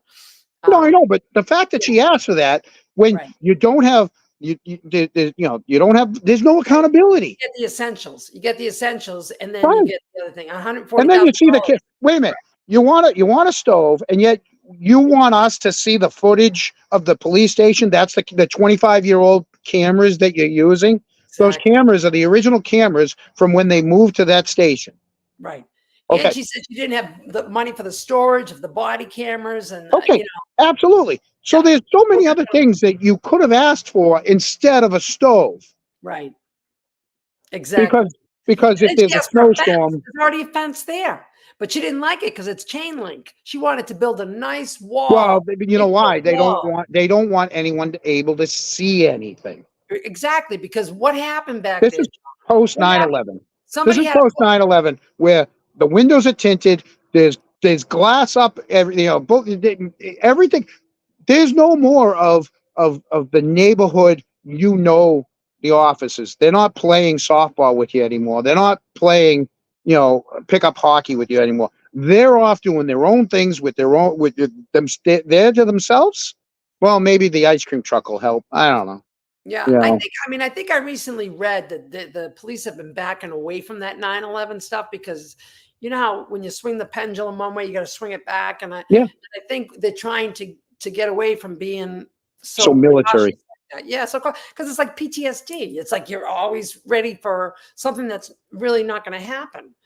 But so they already have. So all this time they've had the black chain link fence back there, and then it looks like there's a portion that might need a little repair, but minor repair. And she wanted new fencing, and that's not Rita, hold on 1 second. I just want to preface one thing. Go back. I don't have my cheetahs on, so I can't read anything across the bottom. So if anyone's writing anything, I apologize. I can't see it. I just got to that age where I need these. Yes. I don't want to use them. So go ahead. Go back to your fence. No. Sorry. So no, and so I mean, we heard, maybe they don't want us to see what's going on back there. I mean, I heard one of the officers' dogs died back there. Oh no, it happened. Yeah. Yeah, he And the he dog left was the taken dog to in the truck. veterinary. He went in thinking he was going to go to roll call and then bring the dog to the but something happened, he got sidetracked and forgot that Right. the dog was out in the Jeep. Yeah. And then the dog died, and then the dog went down to Middleborough They took it down to Middleborough. and Yeah. incinerated it. I mean, Right. so that I nobody mean, would you know know. what? It's ridiculous. And That's what they're covering. listen, I'm a pet owner. I feel horrible that happened. Every pet owner would feel horrible that happened. It's just that everybody's going 100 miles an hour these days. So, this Oh, guy, I'm Yep. not faulting the officer. no, Stuff it's, happens. it's You the know, fact that they hit it after the fact. right. I mean, is there a police report for that? Of course No, not. right. Everything gets That's the buried. problem. That's the Everything gets problem. They buried. hit it after the fact. Right. It's not that it happened. It gets buried. Right. And then they want the fence. Well, why do you need a fence? You already have one. Right. And Well, because people walk back there in the woods and they don't want people looking in, they don't want people to see what officer has, whose private car is what, they're all afraid. They're afraid of their own ghost. they're afraid because they don't want to be exposed. Right. Maybe there's another Lexus SUV that's going to go back there and it will get driven into the Sally Port and it will have the snow come off and then it will come back out and then it will go back in to make it look like, the car was already cleaned off outside when it was really cleaned off inside. Because And then they will invert the video and it'll come in from this way. Exactly. Right. And we know that it takes a lot of effort to invert that video and then change the date so that didn't get in. Well, no, you know how easy that is? So if you zoom in 10%. Yeah. On the video, all of a sudden, so whatever the video's at, say it's at a nice big wide angle. Yeah. If you zoom in 10%, all of a sudden you've lost the timeline at the bottom. And then you invert it, and then you can put whatever timeline across the bottom that you want. Yeah. That's all it is. Somebody just wrote, have you reached out to Todd McGee? I don't know who Todd McGee is. So maybe if you can put that in the comments. I wrote his name down. I don't know who he is. Maybe he's a civil rights attorney. And I just want to say something because I'm looking at some comments here, John. I know you can't read them. So Tommy Curran, it says he's totally pissed that his father and grandparents are interned in Canton and the town is corrupt. Don't have him move. Don't have the whole town is not corrupt. No. The whole town's not corrupt. It's a small population. It's just like any place that you work, any place that you go, you have good people and you have not so good people, right? These are the not so good people. These are the really not so good people. I had a person, I won't say their name. Yeah. So after the chicken He's a incident former tonight. State Police who will be a guest on our show tomorrow night. Oh, there you go. Okay. So I stopped at an establishment in Canton. I won't say where. The person came up to me and they're like, John Comeau, why are you trying to ruin the town? Exactly. Right? Yeah. I go, I'm not trying to ruin town. And then that person gave me a hug, right? And they're like, why are you such a FKR? I go, listen, I just want to have a drink. I go, I'm not trying to ruin the town. I go, I drive through here every day. I go, my brother lives on Sherman. My mother lives up by Cobb's Corner. I'm there daily. I go, and I mean, we talked for a couple more minutes. And I turned to someone, I go, do you see that? I go, do you see how we disagree, but yet we can have a conversation, that was the third person. I turned to the third person and said, you see what just happened there? Person came over, gave me a hug and was like, why? I'm like, I go, there's too much anger and too much hate. Right. That's why I do the stupid costumes. I'm trying to just let people laugh at me, laugh with me. I don't care. Right. And point out the ridiculousness. Exactly. Yeah. And look, we're not trying to ruin anything. We're trying to clean out a wound. This town is badly wounded. We have had damage done to this town. Yeah. And Rita, how hard is it? How hard is it to sit there, right? Without the timer. Let's, just put yourself in the shoes of any one of those five, right? Yeah. How hard is it to sit there, look at whoever's at the mic, nod like you're listening, right? Acknowledge them, and then just, if they go over 30 seconds, they go over 30 seconds. Whoever the last speaker is, it's going to be their loss, right? Yeah. Hold people speaking accountable, like, oh, hey, listen, they took 3.5 minutes. You're only getting 2 and whatever. But at the end of the 15 minutes or 20 minutes, go, okay, time's up, right? And all right. I'm going to preface this with all due respect, okay? For all you men that are watching, have you ever not paid attention to the woman when she's trying to talk to you and she realizes you're not paying attention to her? It ends up not being a good night. Let me tell you something, okay? Yeah. The minute someone feels like they're being disrespected or ignored, the anger level goes up. Oh, yeah. Well, It that's what does. we got to do. We got to bring that anger level down. We told them, John. Yeah. We told them. Well, that's what I'm saying to Get rid of them. the stupid timer, Yeah. right? They didn't Get do rid of that. the timer. We told them, let us speak naturally. They don't let us do They that. pay more attention fumbling around with that clock than they do listening to the people. Right. Right. And, you know, because they're not listening to the people. No, They're not listening. They do not want to hear it. they're not. And No. we're Absolutely. speaking to the cameras because they're not listening to us. Yep. Absolutely. We're speaking to anybody who will help us because they are not. Right. You know, they are not. And Shanna says right there, the entire world is watching Canton right now. They are, and I just don't know why they don't get it. I really don't know why They've they dug don't their get it. feet in. They've dug their feet in, and I don't. Well, I heard this week that one of Morrissey's best friends is John Conley. Oh, I'm not surprised.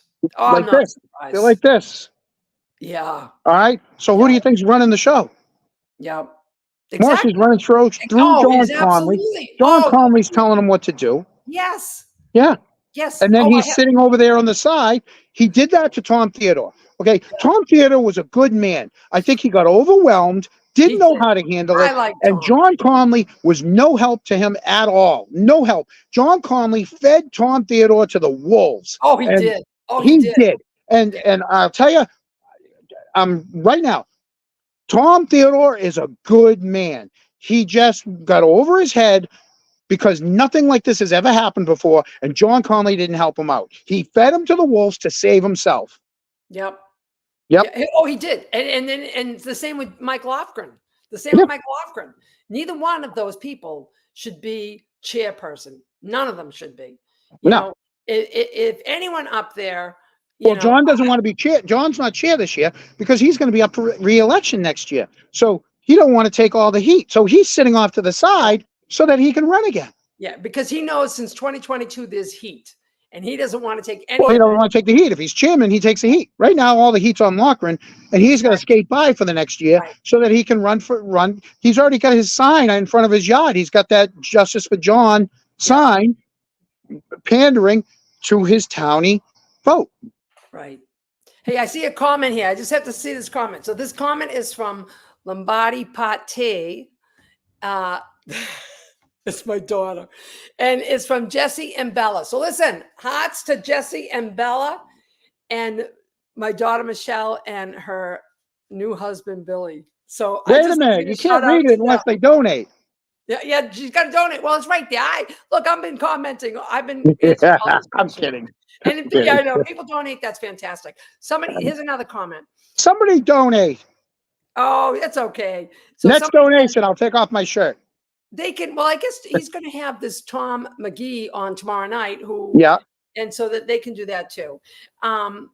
I don't know how the donation I have to move in. I'm out on my deck because I got home and I took the dog out, but now it's literally about to start raining, so I'm going to walk inside while we're so in case it gets dark for a minute there on my phone. I'm just gonna because I don't want to get wet.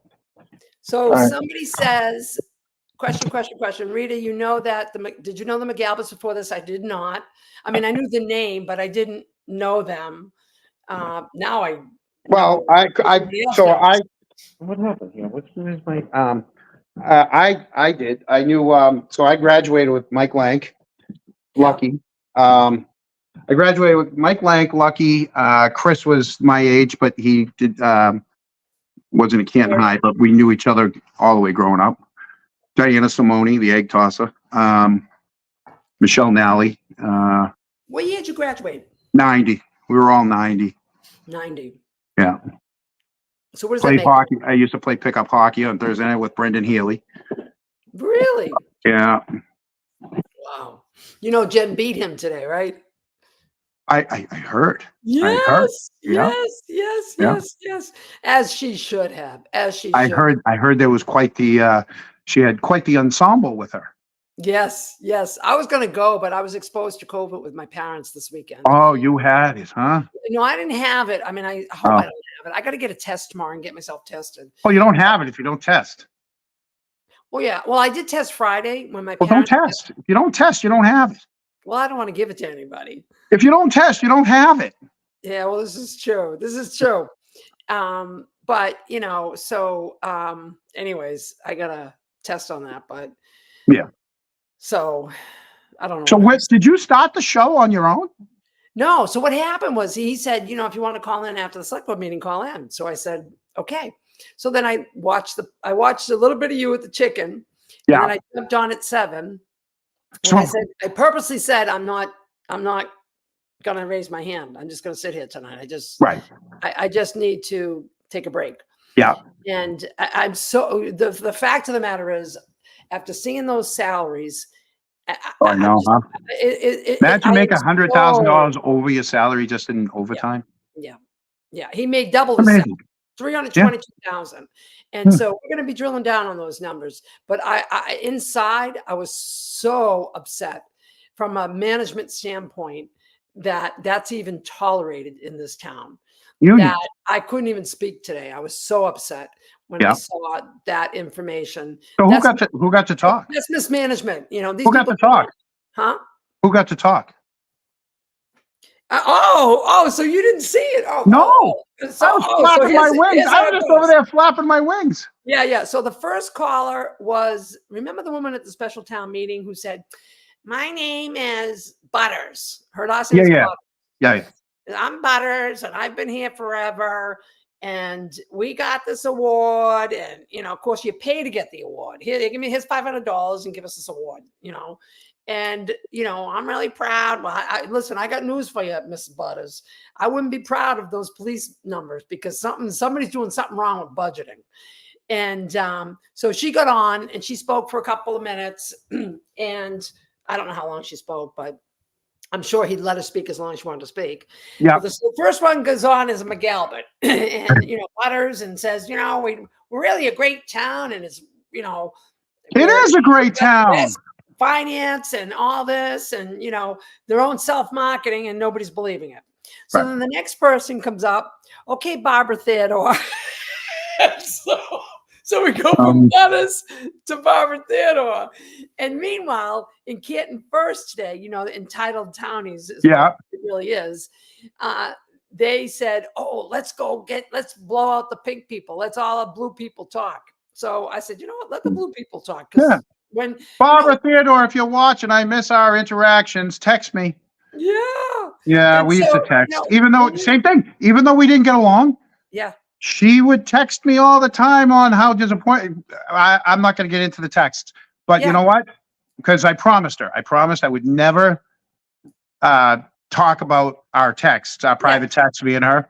But she hasn't texted me since but anyways.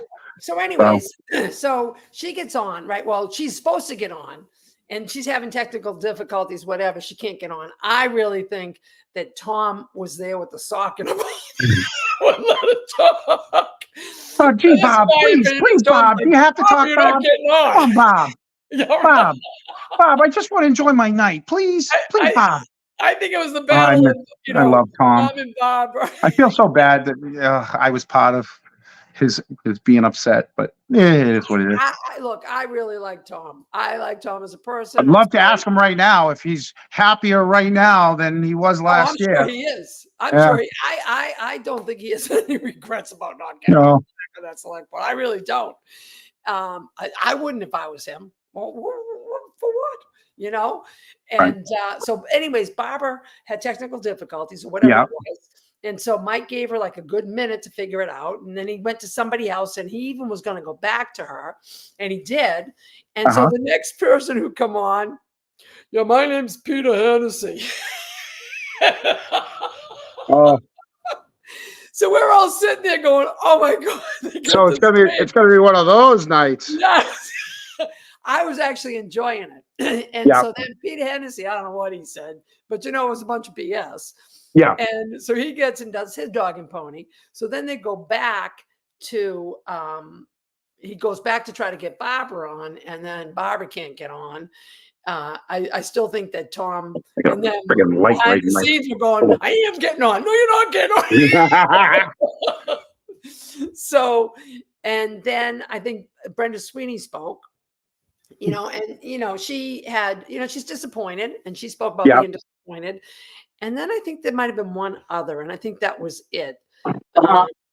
You know, so it was, you know, but, you know, I'm sitting here saying, I'm not going to raise my hand. I'm just let other people get up there. And especially when they said that they were going to talk, I'm like, go for it, talk. Because every time they talk, nothing comes out, nothing of value. Which is why they get mad at us, because when we talk, there's purpose to our speaking, not just to, you know, blow smoke up people's noses. Well, the thing is you shouldn't have to go talk over and over and over. Right. If they would just listen and get back to you. Have they ever once gotten back to someone the next week, said, hey, last week we heard from so-and-so about XYZ, and we just wanted to let you know, you don't hear it from Chief Duty, you don't hear it from any of the select, you don't hear it from Mike Loughran. Yep. No, they don't address one concern from the prior week. Yep. You know, somebody just put a comment in here that I just saw, and I have to read it because, you know what, it does speak volumes, and sadly we know it's true. So this is from Boston, Mass 781. Now that's kind of interesting. Boston, Mass 781 instead of 617. Okay, I like the 781. You better believe that if the balloon incident happened on a McGalbert front lawn, we'd be in a goddamn lockdown. You are absolutely right. Oh my God, yeah. 781. You are absolutely right. If anybody put bleach balloons on their lawns, there would have been a lockdown. Oh, they would have had trail cams on the street for the next month. We would have had a lockdown like they had in Watertown with the marathon bomber. That everybody would have been locked in their houses till they found out where the bleach and the balloons came from. You're absolutely right. That's the problem in this town. We have the rule of law for everybody, and then we have the lawfulness from, you know, the select few. And you can't run like that. The people, what blows my mind out of this whole thing with the Canton Police and the Mass State Police is how we trust law enforcement to uphold the law. That's their job. Unfortunately, it's more political now than it is law. They politicize the whole everything. Yeah, it shouldn't be that way. The state, the government, everything should be run like a business. I'll tell you, and it's not. The day that Turtle and his girlfriend went to eat, and the response time they got, I don't think it was done on purpose. I think, and this is my opinion, I think what happened is they had to have a meeting on what to do when they got there, and who was going to go. And then they responded. I don't think that they held off just to hold off. I think. Oh, you mean it took 18 minutes to get down there? Right. It doesn't take 18 minutes to get there. The first group. But the fact that two showed up at the same time meant they probably had to have some sort of communication to each other. Said, oh, hey, listen, stuff's going down. You will respond. Make sure you do X, Y. You know, it was one of those. They probably got a pep talk, and you know, a little talking to, and that's what took them, delayed them responding. Yeah, everything's reactionary in the town. The selectmen react. Everything's reactionary. Yeah, you know. Yeah, it's kind of interesting because there you have Chris Albert.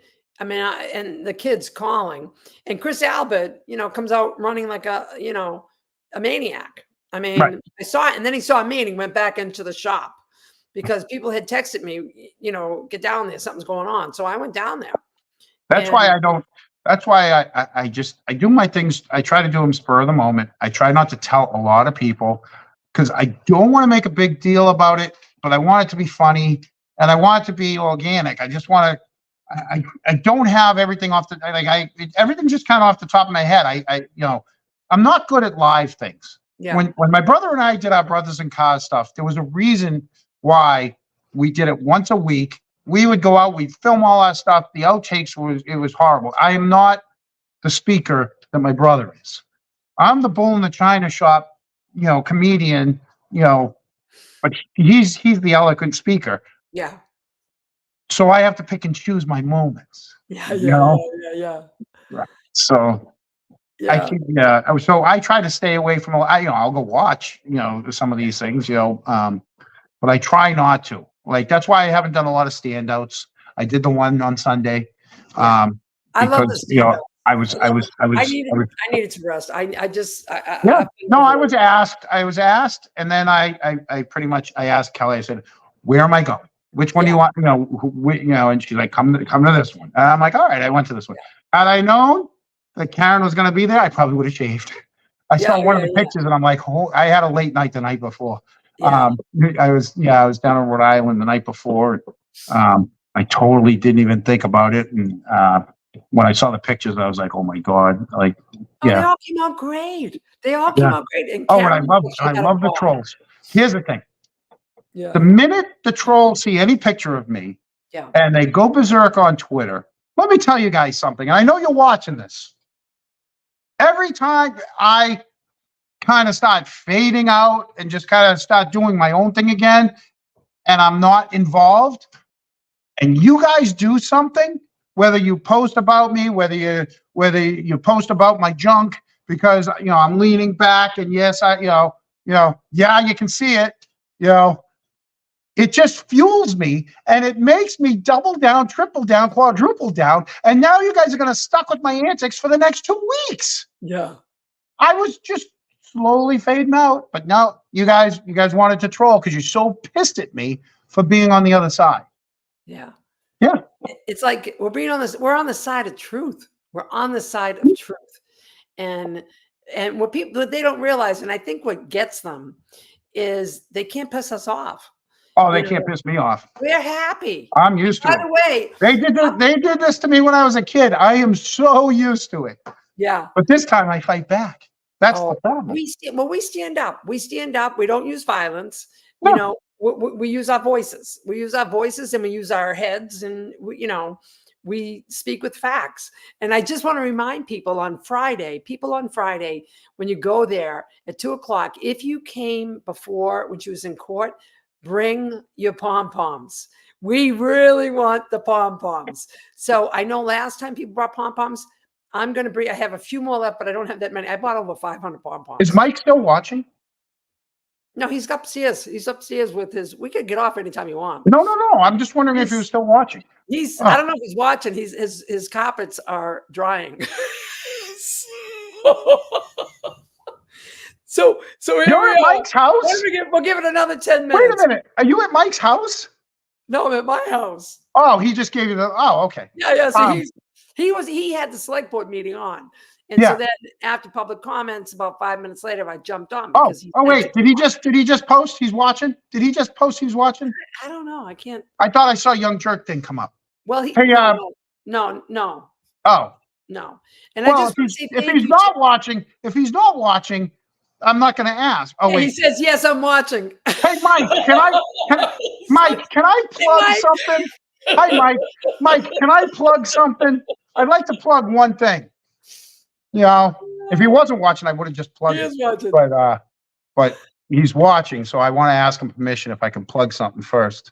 I'd really like. I don't even know how many people are watching us, but okay. So if anyone wants to go to Pandora, iTunes, Amazon Music, Spotify, search for JJC3. I made 4 songs. One's Karen Reed. One is for Alan Jackson and Yannetti. One was called. Oh yeah, they're on all those platforms. Spotify. They're not on Facebook though. Oh yeah, no, I put it. They all went up on going through the motions. Okay. Yeah, I thought I saw something, but I really one of them was I call it the wall whispers in the walls, but it was Colin was in the house. So Yeah. so I over the last couple of weeks, Kelly and I, that's how it started.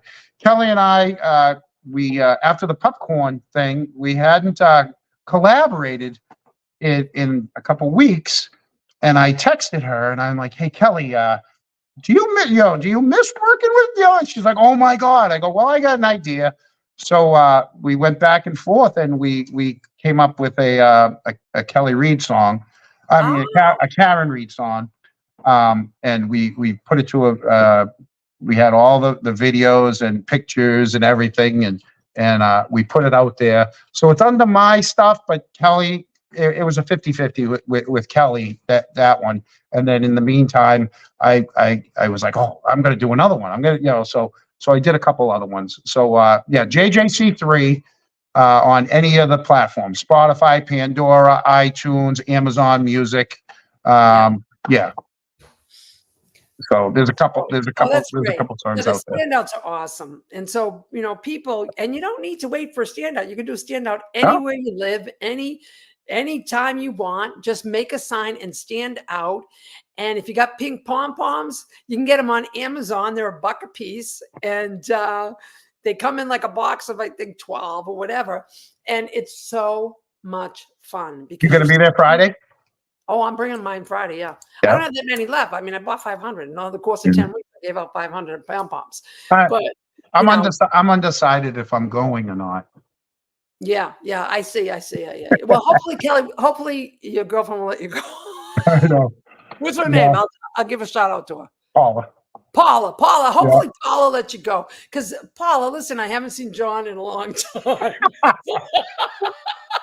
Oh, Paula, why don't you come too? Paula, that might be a possibility. Might be a possibility. Yeah. So, anyways, I want to read a message here. Well, just Mad Miss Hatter, thank you for your kind words. I know she probably said it about an hour ago. Some of these notes, I just want to see if there's any questions. Oh, you said a bad word? No, words. You said bad words? No, I don't say no. All right. Today I said a lot of bad words just because I was. I gotta put my. Yeah. Mike. Give me a few days. I will work on that. Absolutely.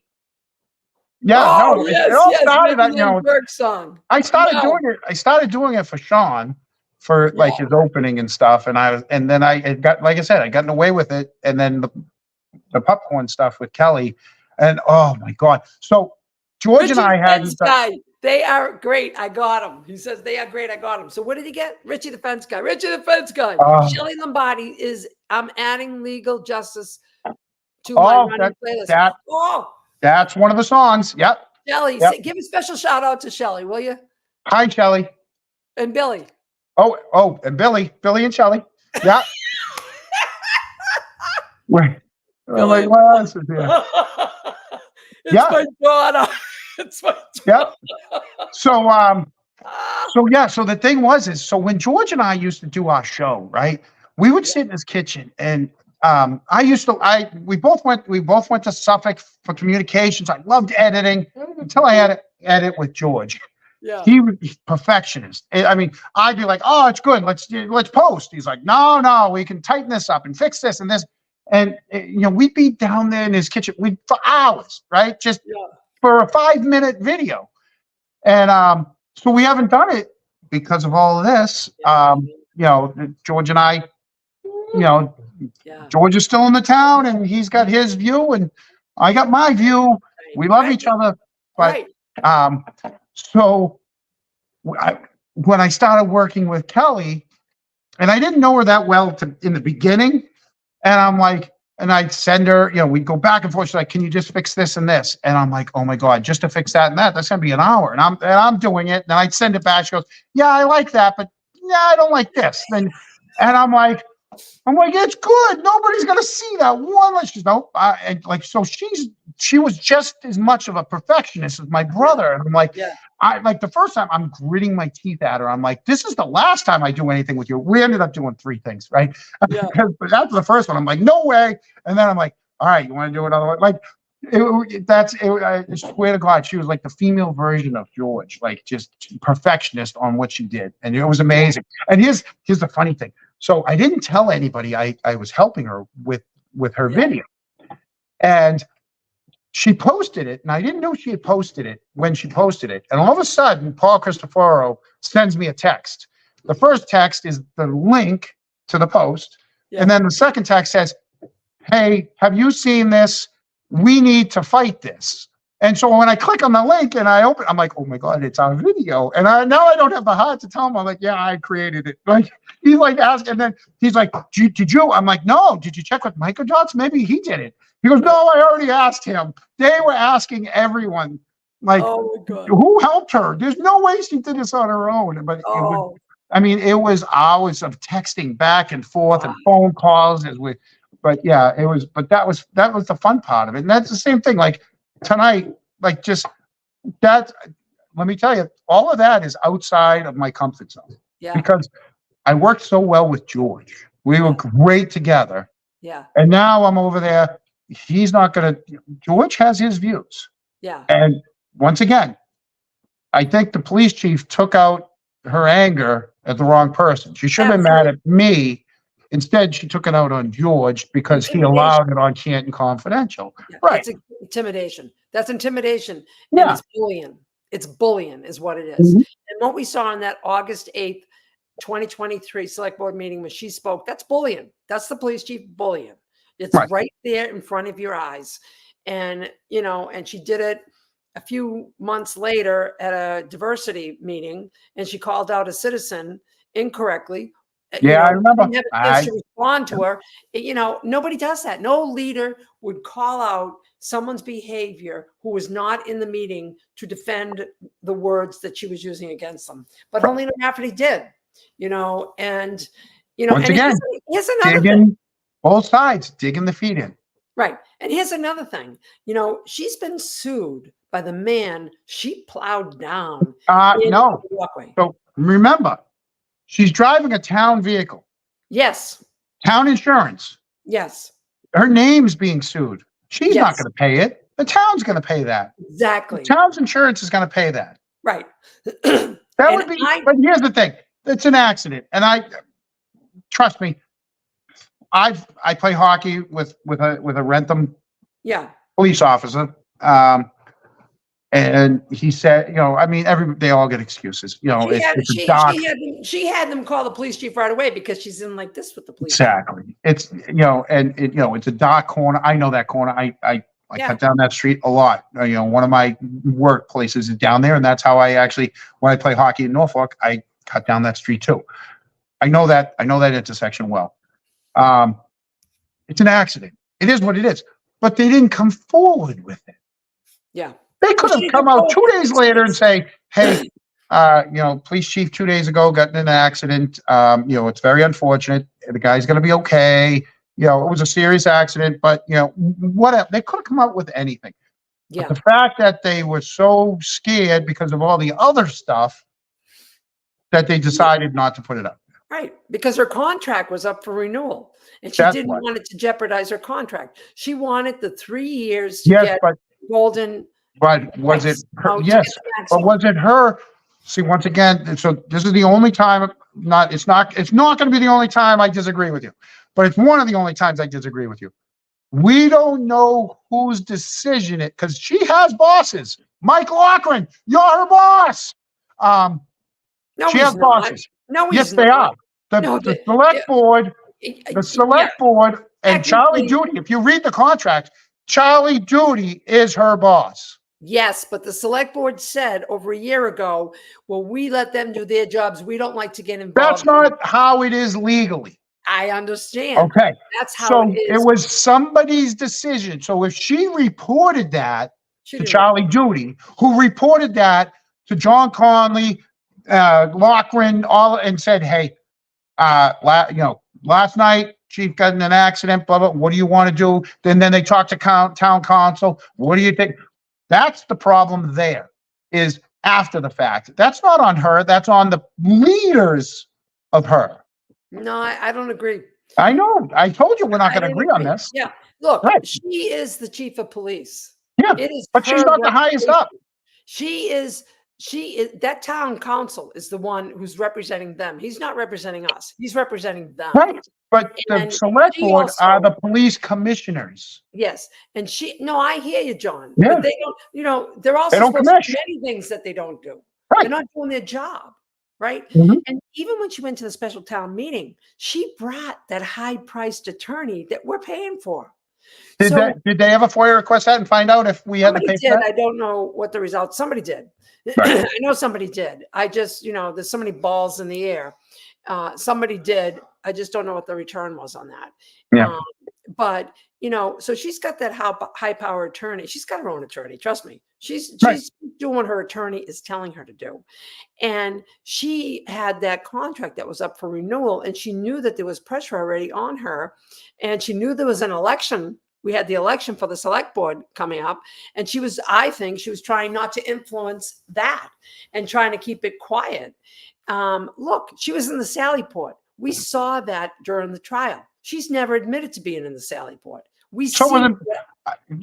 So once again, I took one of those Sally Port, the video that Gallagher used the green laser on. Yeah. Where he said, "That's me in the gray shirt walking around the car."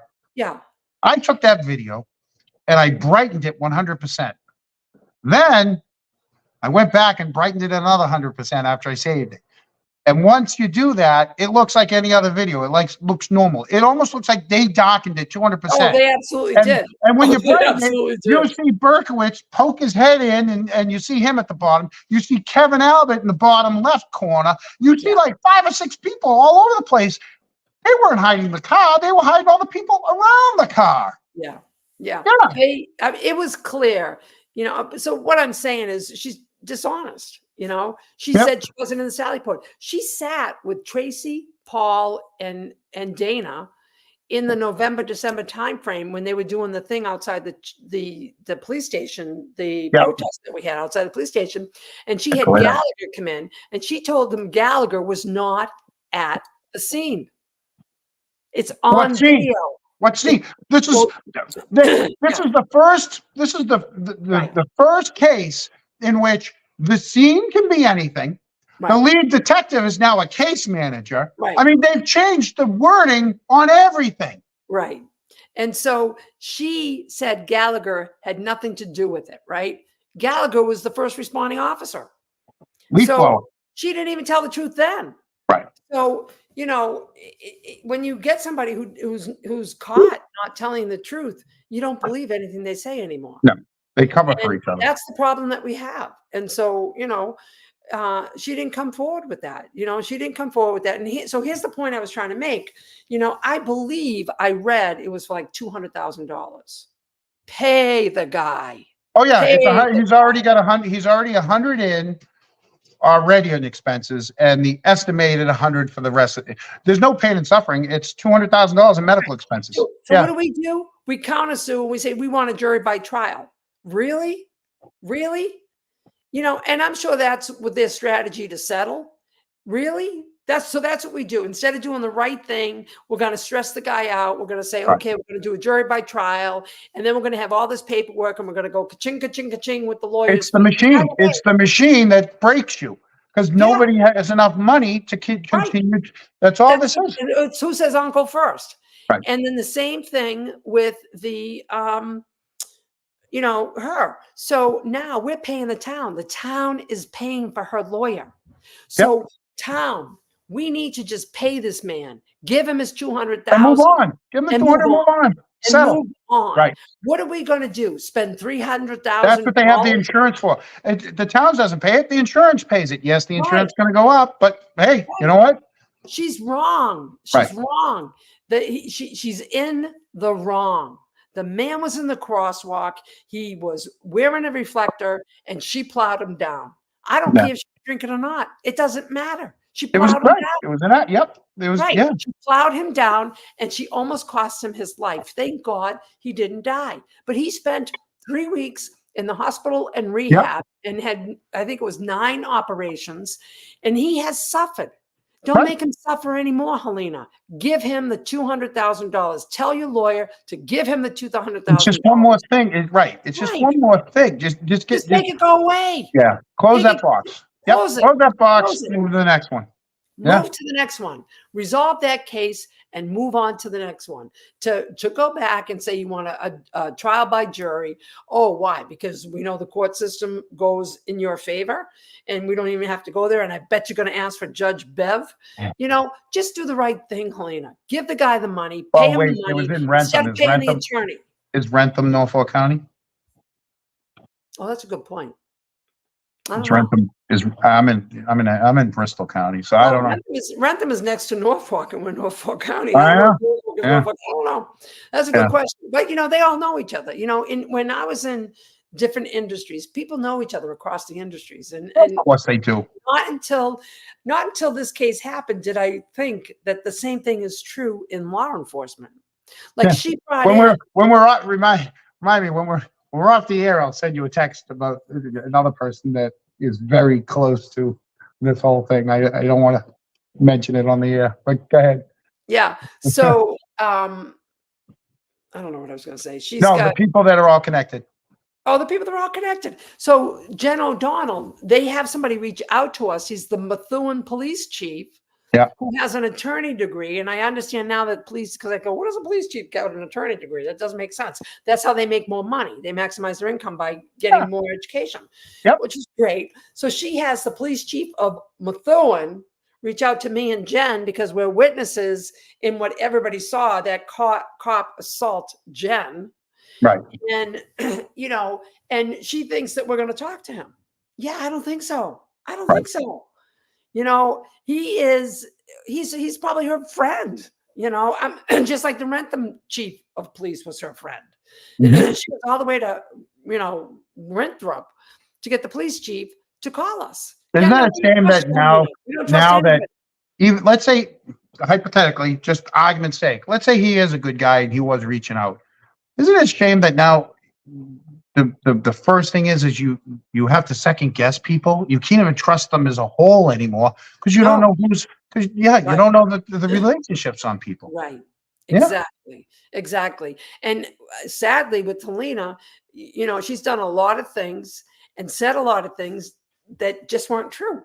And so when somebody has a history of doing that, that's a problem. People aren't going to trust you.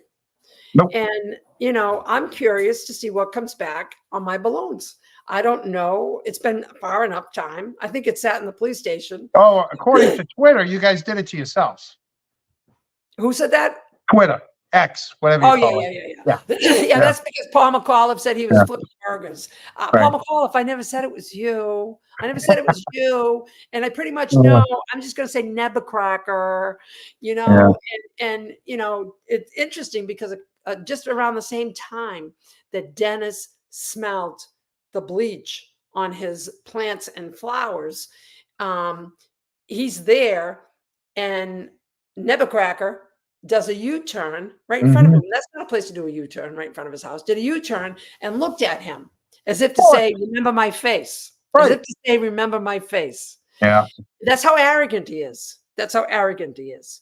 And we know he had a fetish for lawns. And we know that people at Bridgewater State shared with us that he had a fetish for throwing bleach bombs at Bridgewater State. That was one of the pranks that he would do. Yep. So I've never heard of a bleach bomb before. I and I've hadn't never until heard- this case. Yeah. Never have either.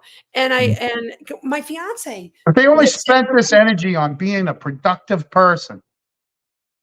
Yeah, you know, my fiance kept saying, Rita, somebody put liquid on your lawn. I said, nobody put liquid on the lawn. I thought it was crazy. I Right. said, no, it didn't happen. You know, I couldn't imagine. And then I was over the Sweeney's and they told me what happened. And then I came back home and I had remembered I found a little black balloon. It's almost like they threw the balloon, it didn't pop, and the heat over the next few days shrunk it, deflated it. Yeah. And there was still liquid in it. And I had thrown it in the trash. And I said, oh, kids must have been walking up the street. I had no explanation for why it was in my flower bush. They're trying to kill my flowers. And so Then I left Brenda and Dennis's and I came home and I'm coming up my driveway and then I see yet another big spot. There's already 3 big spots around my yard. Then I go and I walk out and that's when I found the broken balloons. And the landscape had just been there. So there probably would have been more balloons. So if the landscape if I was the police, the first thing I would have done was ask any of the neighbors for the ring footage on your house yeah, they and any didn't. of the neighbors for the Yeah, ring right. footage on the other house, Right. and just see if the same vehicle happened to pass by those houses on the same times that Right. would have been the same night. Right. No, Right? they didn't do that. They didn't Of do course that. not, because that'd Right. be the easy thing to do. I will say that the officers who met us up the street, which is between Brenda and Dennis's house and my house, where we found the source bag, the bag that they Yeah. had with the balloons, the officers did walk around to see if people had cameras. So I will give kudos to them. And I know one is it's a Greek last name. It begins with a P. I can't say it, but Papa something or other. But he was, him and his partner were very good. They said, let's go see if Yeah. anybody has any cameras. And The officer I dealt with, unbelievable. yeah. Awesome. Awesome. Yeah. Oh, and You know? Mike McDonald is the best, man. He is the Yeah. best. And he's I from didn't want to Canton. say his name because, like, Oh, I know. yeah, Give kudos to him. you know, Kudos to him. I'll tell We you, need more like him. I dealt with him in Canton Center.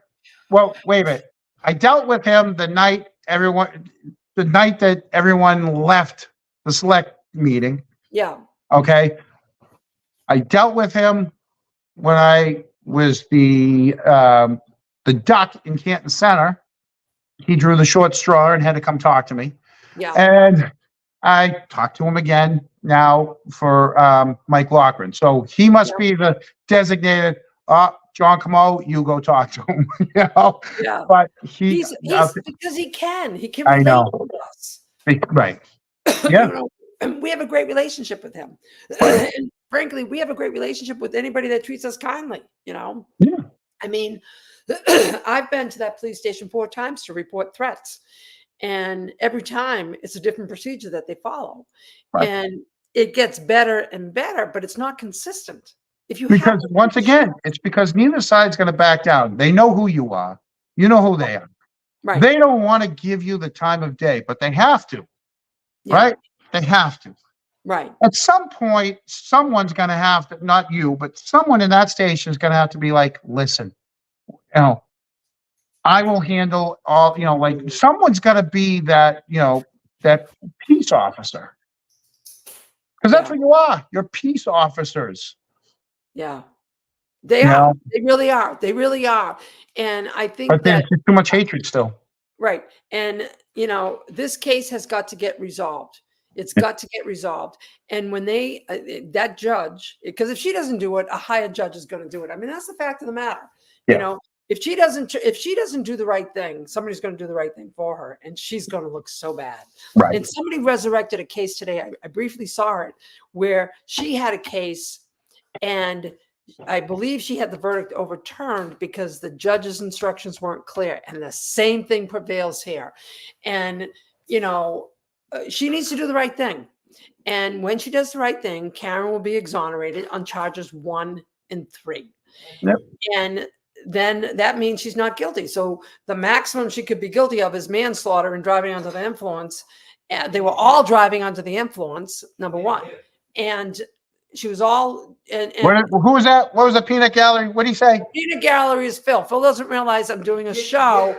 And in this, when you're doing a show, Phil, honey, quiet you're doing down over peanut there. galleries. We're You trying to don't have a need- show. I'm sure there's 6 people watching us. 5 Peanut and galleries Mike. do not participate unless you fax and you text in your number. 5. We got probably 5 viewers and Mike. I know. I gotta wrap up. I think. Yeah. This was fun though. Did we have anyone watching? Oh yeah, I have no idea. I can't tell. Oh. But I got messages here. Yeah. And let's see. Is there anybody left watching? Let's see. Do we have anyone left watching? 8:13, let's see. People 8:19. Look at some. I didn't get to some of these things. How many? Stop How many scrolling. people? How many people watching? 8:28. Let's see. We still got. I can't tell. I don't know. Yeah. And pay the Alberts had a possible crime scene to get rid of it. Yeah, we're gonna find out. I think we're gonna find out what happened. Toronto, Canada. Look at this. People are still watching. Yeah, People still okay. watching.